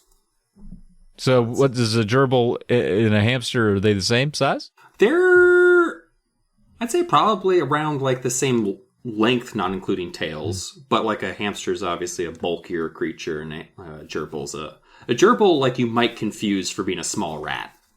Like you might see a gerbil and be like, oh, is that a rat? And they're like, no, that's too small to be a rat, and it's hopping. Whereas a hamster, you're not going to confuse for either of those things because it's a fat little ball of fur with no tail. In my pros and cons table here, it looks like if you put a tail on a hamster, that would be the better animal to shove up your butt. That's what I said at the beginning, because it gives you a little pull tab. Yeah, the gerbil has the tail. Yeah, exactly. Yes, the gerbil has a tail. Hamster does not. That's why. Okay, let's move on. So what follows is the biggest pile of nonsense in the book, which is Mr. Murphy is like, you have overfed Cuddles. And I just want to say, if you think that a hamster could be rabbit-sized from overfeeding, I don't know if you had this at your high school, but we had teachers that were coach first and then kind of got relegated to like teaching the classes that I feel like weren't necessarily the most difficult classes to teach. Like, oh, my entire school was coaches, if you know what I mean. Yeah. No, I gotcha. So like, I feel like Mr. Murphy is Coach Murphy first, and he also happens to teach the science class, because why is the science teacher of the school being like, clearly you gave him too many sunflower seeds, and he's like 50 pounds now. It's like, that's not physically possible, you psycho. Anyway. And you're a science teacher. What are you... Ugh. Evan has put 2 to 2 here and put them together to make 4, and he's like... yeah.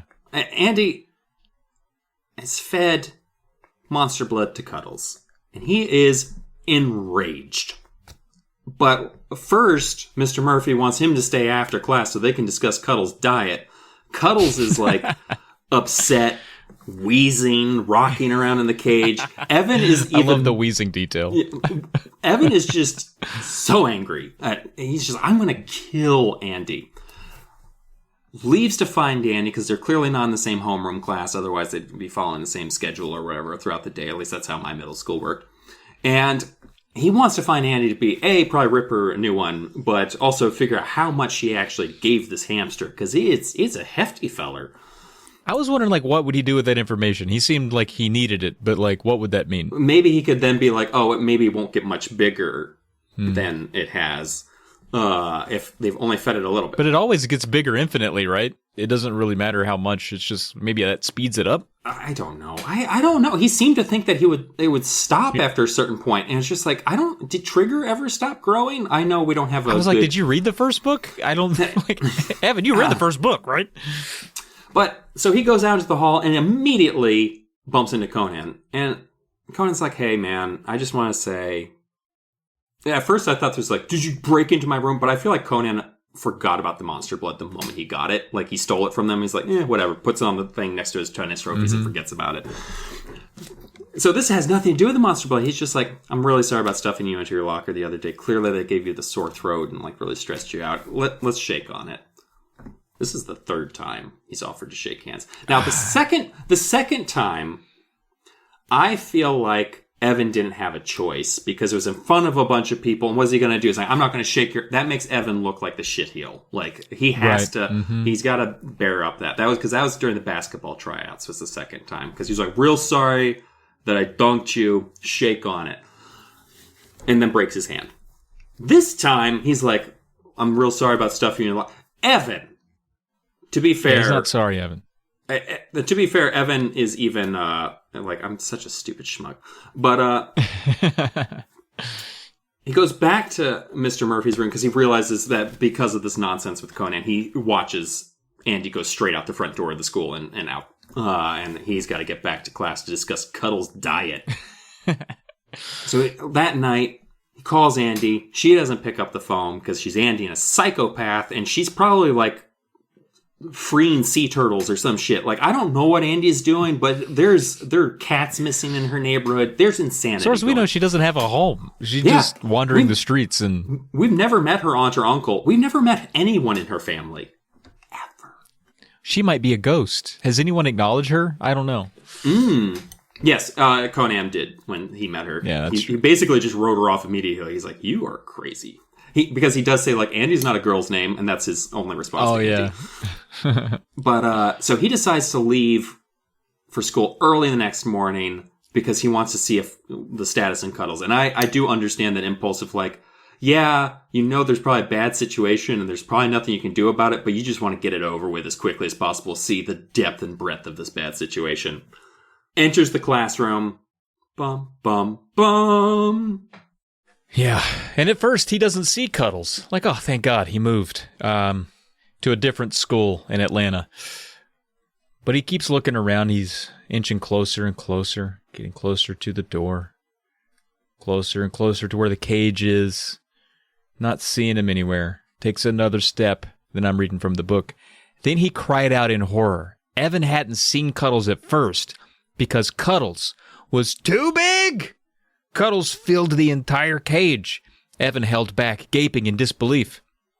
The hamster groaned noisily with every loud breath. It let out several disgusting grunts. Disgusting? Disgusting. Several disgusting grunts as its body pressed against the wire cage. Its big, furry head pushed up against the top of the cage. Evan could see one enormous black eye, the size of a jar lid, staring out at him. "No!" Evan cried out loud, feeling his knees begin to tremble. "This is impossible!" The hamster uttered a few more low grunts. "Ugh, ugh." The cage shook on its table. The big black eye glared out at Evan. And then, as Evan stared in horrified disbelief, the hamster reached up its two pink paws. The toes slipped around the wires of the cage. Cuddles let out an ugly groan. "Ew." Evan saw its spongy pink nose twitch. He saw a flash of big white teeth. Another groan. "Arr." The two front paws pushed against the cage wires. The wires bent away. Cuddles grunted again, wheezing loudly, excitedly. Hee-haw. He pushed the cage wires aside. Then he started to squeeze his big fur-covered body through the opening. "What do I do?" Evan frantically asked himself. "What do I do now? Cuddles is escaping." Bum, bum, bum. So, we have a... How were my cuddle grunts? Those were amazing. I did love your cuddle cuddle grunts. Sorry, I had a couple of jokes with cuddle grunting that I decided not to touch. So we're going to do a time skip forward, and Evan is basically relaying to Andy at this point what happened with his morning, because it's in the afternoon now. But Evan's basically like, I found a dog leash in Murphy's closet, and I just put it on Cuddles and tied him to the desk and ran. And Andy's like, I'm sorry, what? He's like, yeah, I skipped all of school. She's like, what the fuck? Also, like, there's some weird insinuation about Mr. Murphy having a dog leash in the closet and no dog. They're like, what was that for? He's like, I don't know. I just found it. It's like, what is he doing in there? He's not a good teacher. So I don't know if that explains everything, but he's just clearly not a very good teacher and has a dog leash. So, and he just literally just skipped the whole day and hid outside of the school, I guess. I'm not sure, or if they're in the park or whatever, but I think they're right back at the park, yeah. Yeah, so, and just stayed there all day. And so Andy comes to find him, and she's just like, yeah, it was actually great. Like, Mr. Murphy's super excited about Cuddles now, and like, he's just like, it's like the blue prize ribbon of giant fucking hamsters. It's amazing. Murphy wants to get Cuddles on TV. And like, I do think it's hilarious that on the day that Mr. Murphy's just like, this is the best thing that's ever happened, Evan's not there. And he's like, I just did it because I thought you'd think it's funny. And Evan is just like, no, what is wrong with you? Like, and then we just leave them with like, I wonder how big he's going to be tomorrow. Like, honestly, just put a bullet in its head now to save it from whatever's going to happen to it. Like, bum, bum, bum. If we had ended on chapter 22 with just the police one showing up. gunshot. That is the thing. It's just like, if they call the cops, this will be over real quick. Because like, it's not a supernatural monster. It's just a hamster growing too big. Just cap it, like, and you're done. Yep, that's exactly how that would go. Well, Evan wanted to get to school early again, but this time Andy ends up making him late due to her extravagant wardrobe choices. She had to go back and change and put on a different gaudy ensemble. And so now they're not late. Now they're not early at all. They're just on time. And it turns out in their talk over to the school, we learn what Dylan was alluding to earlier. The amount of monster blood that was given to this very tiny hamster, no bigger than a mouse, or not much bigger than a mouse, would fit firmly in an anus. A whole spoonful of monster blood. I'm imagining a heaping spoonful. This is a gelatin-like substance that went in to this small hand, like a whole bit of monster blood the size of his own head he ingested. And now he's 10 feet tall. This is a big hamster. And Mr. Murphy, they come into the classroom at this point. He's 10 feet tall. Mr. Murphy is urging the kids and everybody to stand back. Get back, everybody. Yeah, we're going to have to fight. He's a Balrog. He has to fight it. And he's holding back Cuddles with a wooden chair. He's got a wooden chair up to him. He's like, you get back, you. And he's got that goddamn dog leash. And he's whipping toward the hamster. Yeah, get on back. Yeah, now. And like he's a lion tamer of some sort. And based on my dialect from the bayou for some reason. Get on back down now. I see it. Starts whipping at him. He says down, Cuddles a lot. Down, Cuddles. Like he's a horse. And then I'm going to read from the book. He says, Cuddles pulled back his huge lips and bared his white teeth. He let out a growl that made the light fixtures shake. Terrified cries rang out through the room. Evan glanced back to see a horrified crowd of teachers and students jammed in the doorway. Down, Cuddles! Mr. Murphy shoved the wooden chair up at the raging hamster. He cracked the dog leash whip near the hamster's throbbing, fur-covered belly. The huge black eyes stared down angrily at Mr. Murphy. The pink hamster paws clawed in the air. Andy grabbed Evan's shoulder and held on tight. This is terrible, she cried. Terrible! Evan started to reply, but frightened shrieks drowned out his words. Cuddles grabbed the chair with both paws. Drop! Drop! Mr. Murphy screamed. He struggled to hold on to the chair. Cuddles pulled the chair. Mr. Murphy desperately held tight. He let the leash fall so he could hold on with the chair with both hands. The teacher and Cuddles had a sort of tug-of-war. Cuddles won easily. The hamster pulled the chair up, nearly jerking Mr. Murphy's arms out of their sockets. And with a loud groan, roar! Oh, this was the teacher. With a loud groan, Mr. Murphy toppled heavily to the floor. It probably sounded a lot like, I'm falling. The kids screamed. Ah! Two teachers rushed forward to help the gasping Mr. Murphy to his feet. Evan stared up as the hamster raised the wooden chair to its mouth. Oh, God, it's going to eat the chair. The enormous white teeth opened quickly. The pink nose twitched. The watery black eyes blinked. Then Cuddles chewed the wooden chair to pieces. Splinters rained down on the floor. The chomping teeth sounded like lumberjacks axe biting into a tree. I don't even know how to make that sound, so I won't. Evan froze in horror along with everyone else in the room. Andy was squeezing his shoulder so hard it hurt. This is our fault, she murmured. Our fault? Evan cried. Our fault? She ignored his sarcasm. He saw the fear in her eyes as she stared up at that hamster. Cuddles had turned the chair into toothpicks. "We've got to do something, Evan," she whispered, huddled close to him. "But what?" Evan replied in a trembling voice. "What can we do?" Then suddenly, he had an idea. Gung, gung, gung. "I know how we can waste an entire chapter, Andy. Come on!" And so they run out. And they go to the auditorium where everyone's art pieces are for the art exhibition / contest, where Evan's dad's sculpture is, the one that looks like a giant wheel. What a quinky dink. Evan's plan is to take this giant hamster wheel, which apparently looks like a hamster wheel and now would fit a 10-foot tall hamster. I thought the wheel was also much smaller when they were first describing it. I thought it would fit in a garage, but now it sounds like it doesn't. No. So his plan is we'll distract him with the wheel. It'll be great. So they managed to get the wheel towards the classroom. I'm assuming it's like on a wheeled base as well. It's just nothing but wheels. Yeah. But when they get back to the classroom, Cuddles has 2 of the teachers cornered. Mr. Murphy's desk is completely crushed flat. Mr. Murphy tried calling the cops, but instead I would have said like a wild animal, and then they could have just boop, boop, right. And then it would just dropped it right then and there. But he told them it was a giant hamster, and they hung up on him.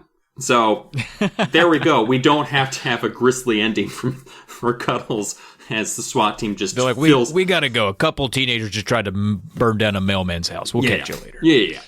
But then Cuddles sees that giant wheel, and he's like, "Hey now, I'm a hamster. That's a wheel. Bum, bum, bum." Yeah, and so he gets on it, he rides it into the sunset, and that's how we end our book today. No, he doesn't. He attacks the shit out of it, mangles it, shatters it off the wall, which gets into some of the psyche of Cuddles. He's tired of being in that cage with that wheel all goddamn day. That's a demeaning piece of equipment made to just make him, be a piece of entertainment. He resents it, so he destroys it. And then he turns his attack onto Conan. All right, the bully's going to get some comeuppance here. He picks up Conan with his mouth high and got his big old razor-sharp teeth just around his waist, holding him up. If you look at I think it's the French cover, you might see what we're talking about. Oh, yeah. And he sobs. This is good. Conan's like, "Help, Mommy!" He lets a mommy out on accident, which I did the other day on accident. I stubbed my toe in the middle of the hallway, and I went, "Ooh, Mama!"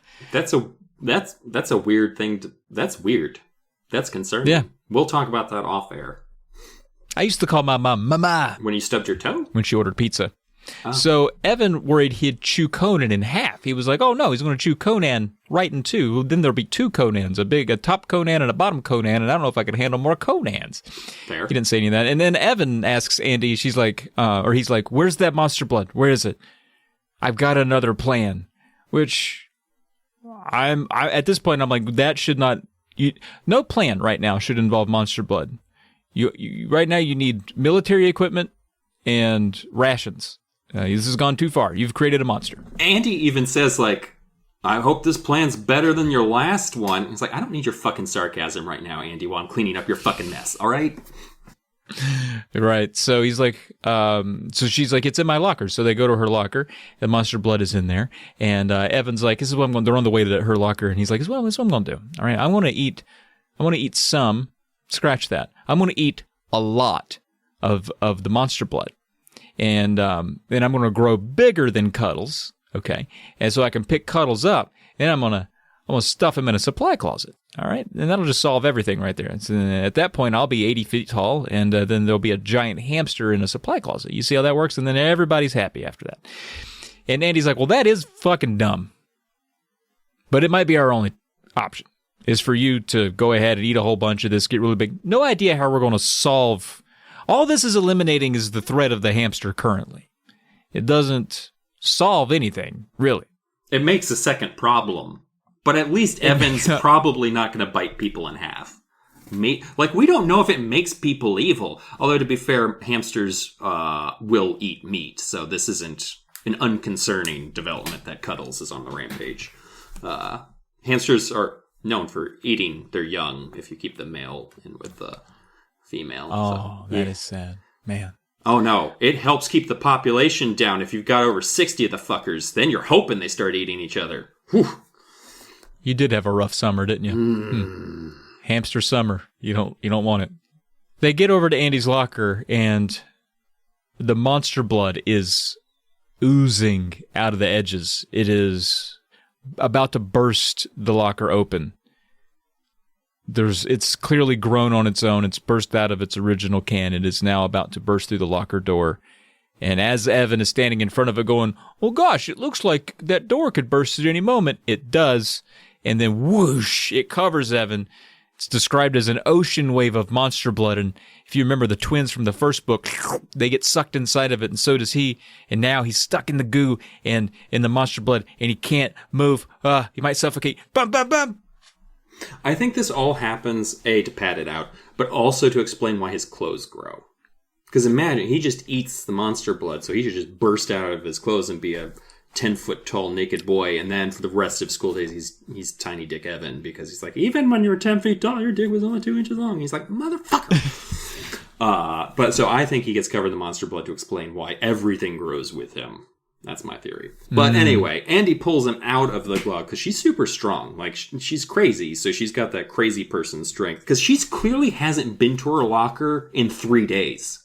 Because she would have noticed if it had grown out of the can. So Andy just came to school, fed Cuddles some monster blood, chucked it in her locker, and then just left her locker unattended for 3 or 4 days.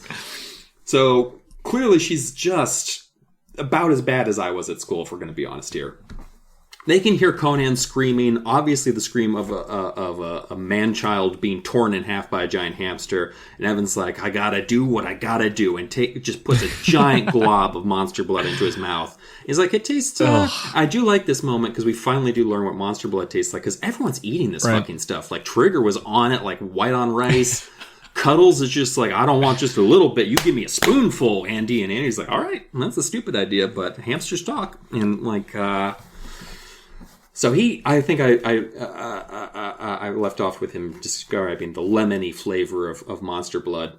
And Evan's growing, and he's ready for battle. Like, this is what I'm talking, like, there's a couple moments where Evan's just like, all right, time to do war with a giant hamster. To save someone who's a piece of shit. Let's be honest. If Conan actually died, the only person who would be sad is Mr. Murphy because he just lost his star player. But that's right. Evan ducks into the classroom because he's big enough now. All the kids back away because they're like, oh shit, because he's like giant and we've been making fun of him and whatever. And he's huge. So he takes Conan away from the hamster because he's now about the same size as Cuddles, but he's not like bigger than Cuddles. They're like eye to eye, mano a mano, but he's big enough to like be like, no, Conan's mine. You stay down there, Conan. I wish he would like pat him on the head or something, or just like, it would have been great. Yeah. I wish he would have tried to shake his hand. Yeah, it's just like, you want to shake hands now, and just flick him in the head and knock his head off. So he's facing Cuddles eye to eye, his little rodenty eyes, those giant teeth that are like, they have to keep chewing on things to keep them from wearing, because they never stop growing. So Cuddles could have like just monstrous teeth right now. And he's not big enough to lift Cuddles, so he needs to like still grow, but he needs to like figure out what he's gonna do. Cuddles goes for a bite around Evan's around the waist, but Evan just like spins around, does like a cobra clutch kind of maneuver, and just like gets his arms around. I don't think Cuddles has a waist because he's a hamster, but I don't really know how that works. But he's like, they're actually just doing full on like just real wrestling moves, just slamming Cuddles up against the wall. I'm sure Evan's trying to do as much like property damage because he hates his class and he hates Mr. Murphy. So he's like, oops, my elbow took out all of your microscopes. Oops. And just like drives Cuddles' head into the countertop, shattering like that kind of weird marble limestone kind of thing that they have that's non-reactive to acids and stuff. Just probably super expensive. Slams Cuddles' head straight through that countertop. Rodent teeth go everywhere, but he just grows new ones because he's got that monster blood energy going. But then finally, like, Cuddles just grabs around the ankle, slams Evan through like a window, pulls him back into the classroom, and pins him against the ground. Yeah. Brass knuckles for some reason. And then like Cuddles is reaching down and to bite off Evan's face, and Evan's like, I knew I would always go out like this. He looks to Andy, he's like, I'm sorry. Bum, bum, bum. Yeah, it was a pretty gangster way to go. And so Evan's dead. Nope. Instead, he hears a pop like a cork on a corked beverage, carbonated, a lot of air. Mm-hmm. He goes pop, and Cuddles vanishes, poof, into thin air. And it takes a second. And Evan's like, oh, wait a minute. I'm y'all size again. I'm normal size. And then he darts. He sees something darting. He sees that little brown son of a bitch. He grabs him up, sees it's Cuddles. Cuddles, you're small, and I'm small. But we're all the appropriate sizes that we were before this week began. This is incredible. And he's like, what happened? Good God, what happened? I thought I was about to die. And Andy, for some reason, still has this can. She's got it in her hand. And yeah, that's a good question. Did they bring the whole, did he just I thought he was just scraping it off the locker. She reached in through the goo, grabbed the can out of the locker to bring it anyway. Anyway, she's holding the can. Maybe she wanted to bring some more just in case he needed to eat more. Spackled. Maybe. There you go. There you go. You spackled it. Very good job. But the can has an expiration date. Now, it's weird to me. They've studied this can for 2 books now to read instructions or information or where it's made or anything like that. They never see anything. They never thought to see, notice the expiration date on there was coming up. But it was today. You got spackle for that? I got spackle for this. Okay. I've been thinking the whole episode for this, and this is all I've got. Are you ready for this nonsense? I hate this ending. For the expiration date, you know how sometimes on food and shit or whatever, it's got that kind of fainted stuff painted. It's hard to tell. Even when you're looking for the expiration date, you're like, where the fuck is the expiration date on? And then you see the weird numbers or whatever. So maybe they did. I don't fucking know. They didn't. It was on the bottom of the can. They didn't look on the bottom of the can. Whatever. Minor thing.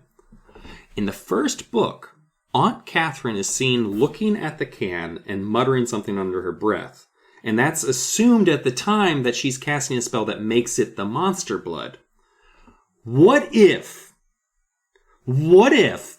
I'm bringing Aunt Catherine back, so this is a good thing. What if Aunt Catherine did anything she could possibly do to stop the monster blood, but the only thing she could do was it was contained in this can, so she uses the expiration date as a way to at least down the line maybe stop this stuff. It will never get further than this point, but that's the only thing her magic's capable of doing, is using the can's own origin or the monster blood's own origin to stop it, knowing that at the very least the whole world's not going to be covered in monster blood, even if Sabrina the Teenage Cat Witch murders all of them with the stuff. At least in 2 years, it'll expire. That's a good spackle. That's a good spackle. I'm in. The origin of the monster blood is magic, so it has to still be that same magic that kills it at the end, I feel like.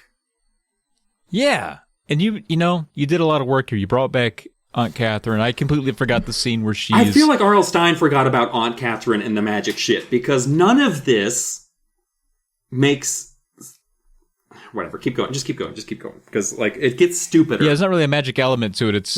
It does get stupider. So, the expiration date is today. So, that's why everything suddenly, it had this moment of expiration. It wasn't a gradual rot. It was just a poof. Now it's done, and everything went back to normal. And Mr. Murphy is stoked. He even hugs Evan. He's like, oh, thank you for saving the school. Not completely realizing that Evan had some hand in why it was destroyed, but... Mr. Murphy was the only person he didn't tell the monster blood story to. Actually, no, he did! He did tell him the story, because at the very beginning, he says, because at the very beginning of the story, he says, oh, are you talking about that monster blood again? This is science class, not science fiction class. That whole thing. God, you love it when a teacher does that. So yeah, Mr. Murphy knows. So anyway, he's like, thanks for saving the school, even though it was your bullshit you brought in from whatever town you were in before that ruined everything. But thanks, I appreciate you. And he tells Evan... He's talking about Andy there, not the monster blood. He's like, this bullshit thing that you brought, he points to Andy. He's like, because we don't know what all the other shit that Andy's been up to. They clearly don't spend the school day together, so it's just who's been starting the fires in the girls' bathrooms? Who's the one that scared Mrs. Black so badly that she had to take 2 weeks sabbatical off, and now they have a submarine and social studies. Substitute and social studies. All Andy. It was all Andy, and she's only been there a week. Funny moment, Mr. Murphy does see that, Evan's now returned to his normal size, and he's like, thanks for saving the school, bud. You're still too short for basketball, though. Maybe you could try wrestling? Yeah, he actually liked the moves that Evan put on the hamster, which is funny because when Andy first showed up, she's like, "You're a shit wrestler, you fuckhead." Yeah, that's just Andy's style. And then, we fast forward in time a little bit, and the kids, have apologized to Evan for not believing in the monster blood. He's kind of, I don't want to say he's cool now, but he's at least not a pariah for being a weirdo that talks about monster goop. So that's good for him. And he goes over to Andy's, and she's like, "Oh, I have a present from my parents, who are in Europe, and it's in this gray envelope." And she's getting ready to open it, but before she does, bing bong, there's a ring at the doorbell. Who's that going to be? Is it the pizza guy? Did we order pizza? Oh, no, it's Mr. Murphy. And Mr. Murphy's there, and he's like, "Oh, hi, I just wanted to reward you, Evan, for everything you did there. Here you go, bud. I'm giving you cuddles." And he hands him the cage, forces it right into Evan's arms. And Evan's like, "I don't know, Mr. Murphy, no." And he's like, no, you done a great job, son. You deserve the responsibility of this rodent. I feel like... Don't put it in your butt. Mr. Murphy... I feel like Mr. Murphy... Don't do it. I hate you so much. Mr. Murphy has also been having nightmares since this incident. And he's just like, "I can't look Mr. Cuddles in the face anymore. I need to get rid of this hamster." And so he gives it to Evan. It's like, Evan's more of a man than I. He was able to defeat this hamster. Well, actually, he wasn't. Evan was about to get murdered by the hamster. But that probably even made... Could you imagine Mr. Murphy's like, "I nearly lost a student to my hamster." Well, that's what I was thinking. Like, you'd think, like, the students' kids, like Conan's lovely parents, would be like, "Look, we're not comfortable having this in the classroom. It tried to kill our son." And Mr. Murphy was like, "Okay, I'll gift it to another boy then." So... Evan's stuck with Cuddles. Mr. Murphy, he's in his car out of the driveway before Evan can even respond. And then we resume the opening the gift that Andy's absconded parents sent her. And they had gifted her a new can of Monster Blood. And in this part of the book, when Evan says, "Oh, no," I could feel the lump in his throat. I was like, yeah, here we go again. Andy had already opened the can to peer in. This wasn't like she just opened the gift in front of Evan. Like, she knew what it was and wanted him to, like, see the reveal and be like, "Look what they got me." And he's like, "Oh." He's like, "Well, don't open it." And she's like, "Well, I peeked in to see, like, what it was and whatever." So, like, to insinuate the seal has been cracked. And it's air that makes it grow. That's right. And at this point, they're called down to dinner. And so they set down the can of Monster Blood. They head on downstairs and eat pork chops or whatever. I don't know what they're having. And then they come back up later, and first thing that Evan notices is that Cuddles' cage door is open. He's like, shit, where's Cuddles? Oh, there's Cuddles. Cuddles is right there on the desk. "Cuddles, what are you eating?" Bam, bam, bam. He's eating that fucking Monster Blood, I bet. But it doesn't matter, because it was only one can. Okay. Does this new can have an expiration date? It's what you got to look up. No, that's not. Okay. But I know. The specific can was vexed. Yeah. But that's the thing. It's like, it has nothing to do with the actual Monster Blood. It had everything to do with the fact that your aunt was being kept captive. Shit. I get it, by a cat witch, and the cat witch cast a spell to make it come alive on that one can. Are we supposed to? Okay. I mean, she could have cursed the whole franchise. We didn't understand those mumbles. That's true. Well, we never heard the cat do the spell, because all we had were Aunt Catherine placing the one protection that she knew how. I also love that kind of shit in, like, monster or magic kind of fantasy things where they're just like, "I can't stop this, but I can maybe delay it, or I can, like, alter the spell a little bit so it's not as destructive or whatever." That's my canon. Canon? Yeah. Canon. The ending is still fucking stupid. Yeah. I mean, your spackle helped some. I mean, but at the end of the day, we shouldn't need you to bring out tubs of spackle. No, I did have to bring out. Well, it's not even if that's what the case is. Like, we had a little thing at the end of it that's just like, "Oh, Aunt Catherine sent a letter and put, like, a fucking expiration date curse on the can or whatever. It's still so unsatisfying because there's nothing leading up to that. Like, there's nothing on there where it's like, the only thing, like you said, like, they've checked the can dozens of times and they've never saw the expiration date. I would argue that children don't give a shit about expiration dates because I was just eating, like, chunky milk all the time. But, like, but it's never set up proper. Like, the wrestling gag at the end was better set up. Because Andy's like, you're a shit wrestler. And at the end of the book, Mr. Murphy's like, you should be a wrestler. It's like, that's a better setup than the end of this book. The first book, you have Aunt Catherine's super weird. The cat is also weird throughout the book, like, and does things that aren't necessarily cat-like, and is kind of a dick to Trigger, and Trigger ends up having to be outside, and, like, there's all this shit that's going on that's setting the stage for the batshit insane ending to that book. Like, it is there's a giant blob filled with children, and there's a cat that's all of a sudden a witch. And, like, oh my god! That ending was more satisfying because there was so much more of a lead up. Oh, yeah, there were so many layers to that one. Like, you already mentioned, Catherine, the cat. The shopkeep was creepy. The twin bullies were really something else. Andy herself was kind of, like, much weirder in that book.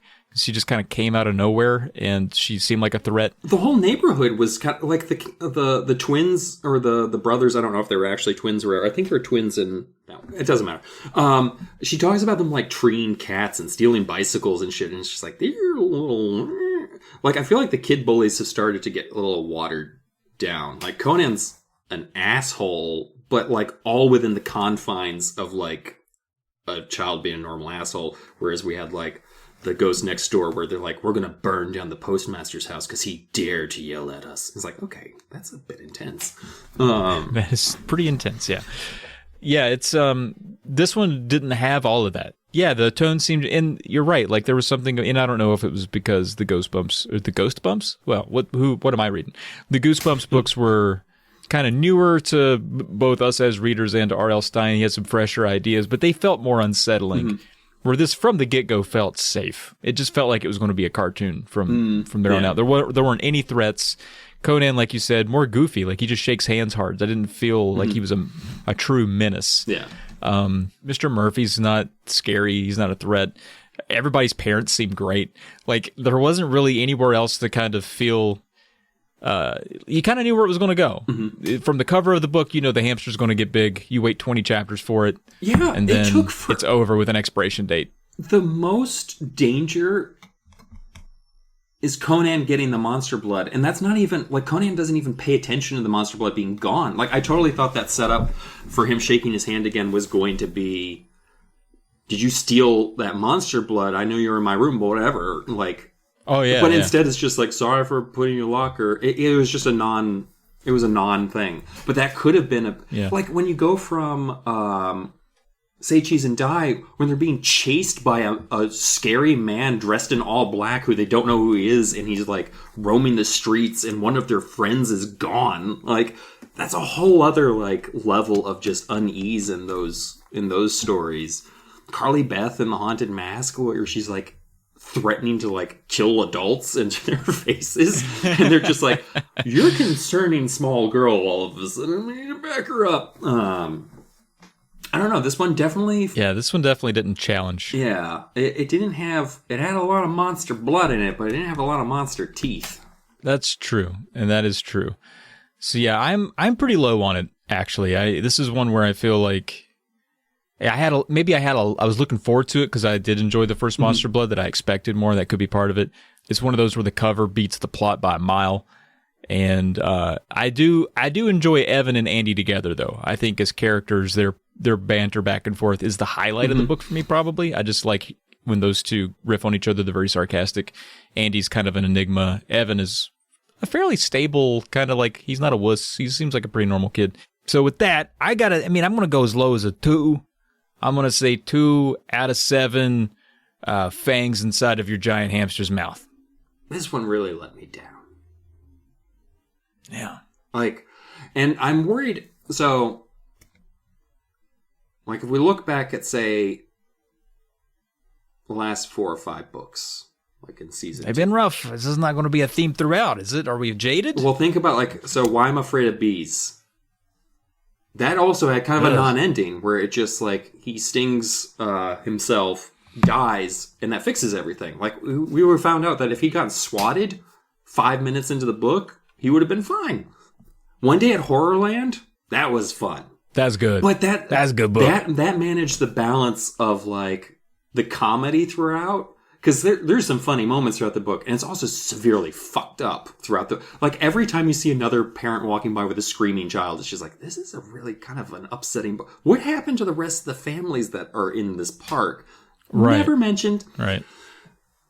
I'm worried that they're gonna start getting a little more toothless, because the last, like, Why I'm Afraid of Bees was kind of toothless. You Can't Scare Me was before One Day at Horrorland, and You Can't Scare Me was kind of a You Can't Scare Me was kind of a better version of this book, where you have these kids, like, conspiring throughout about dealing with their bully situation. She's not really a bully, is the thing. We find out pretty early on that we're following the bullies in the book.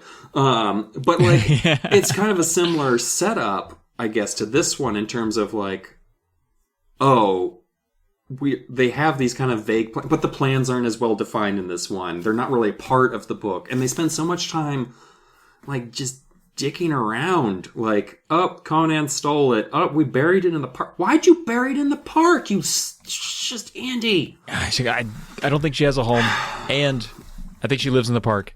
I'm gonna give it one giant smashed hamster ball. You going down to a 1?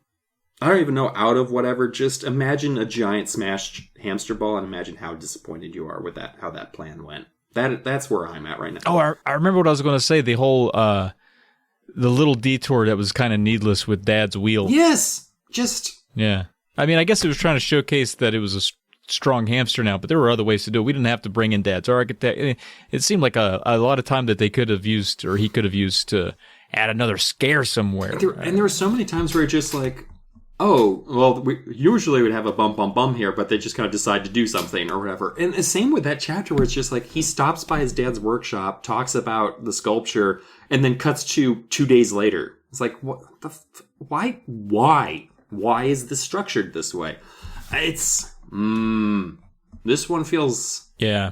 This one feels pretty lopsided. And what's annoying is, like, there's aspects of it I do like the Andy and Evan stuff. I do like the fact that Evan is, like, not over it, what happened last year. Like, it's not like he just bounced back from it. Like, we talk so many times about, like, these kids need, like, therapy after each of these books. And we find out, yeah, that's true. Evan is, like, he's doing pretty well, all things considered. I guess the fact that he's having day terrors about his issues.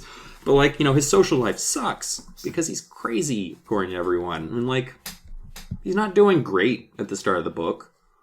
Felt like there could have been more done, yeah. That's why I'm willing to blame it on the ghostwriter. I don't know if...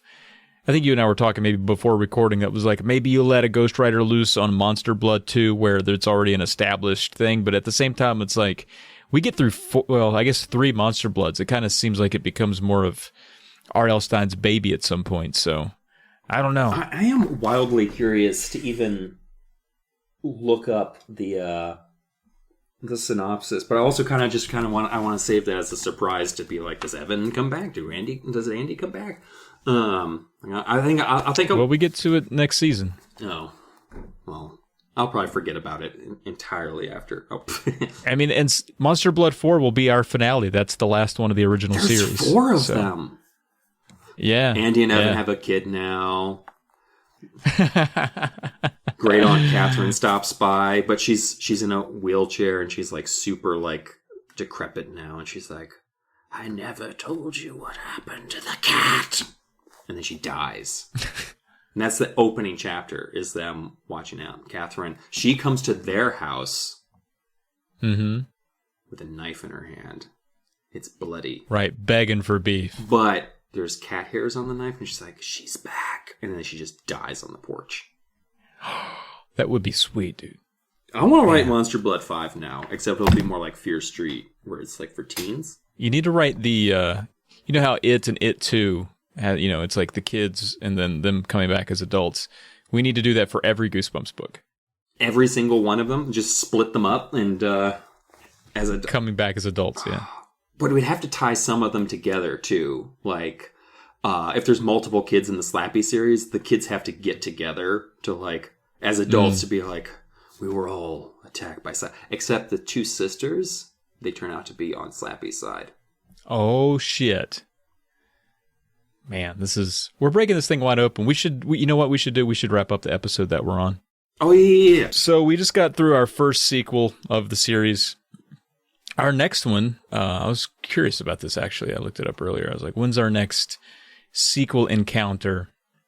And I think Night of the Living Dead we will 2. be episode 23, whenever that comes out, a year from now probably, Return of the Mummy. Are you? So okay. Wait, and that's the season premiere? No, it'll be 23. So we're on 18. So it'll be early next season, yeah. Okay. Yeah, we'll get that one. And then we'll actually we'll come close to ending next season with Monster Blood 3. So we'll have 2 sequels next season. One of them is a sequel to, I think, both of our least favorite books of season 1. Yeah. Weird choice to bring that one back, but...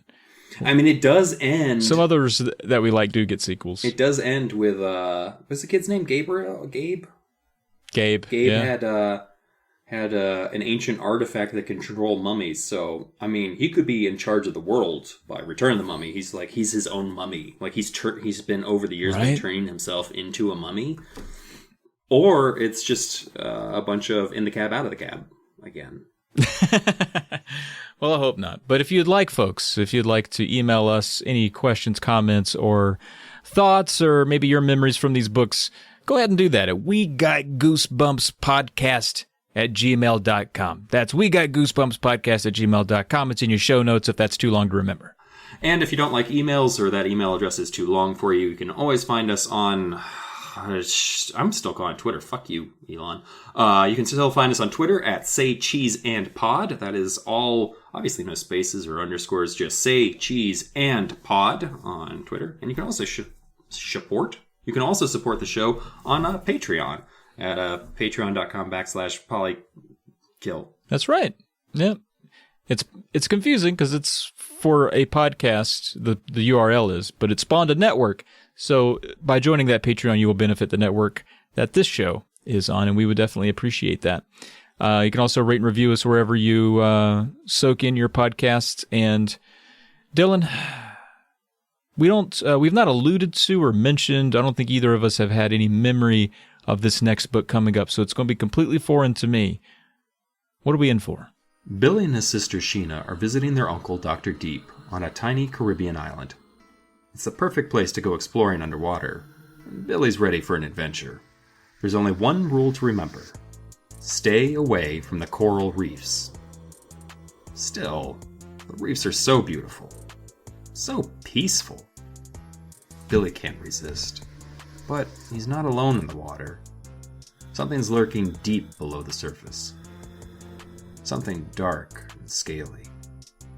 Something half human, half fish.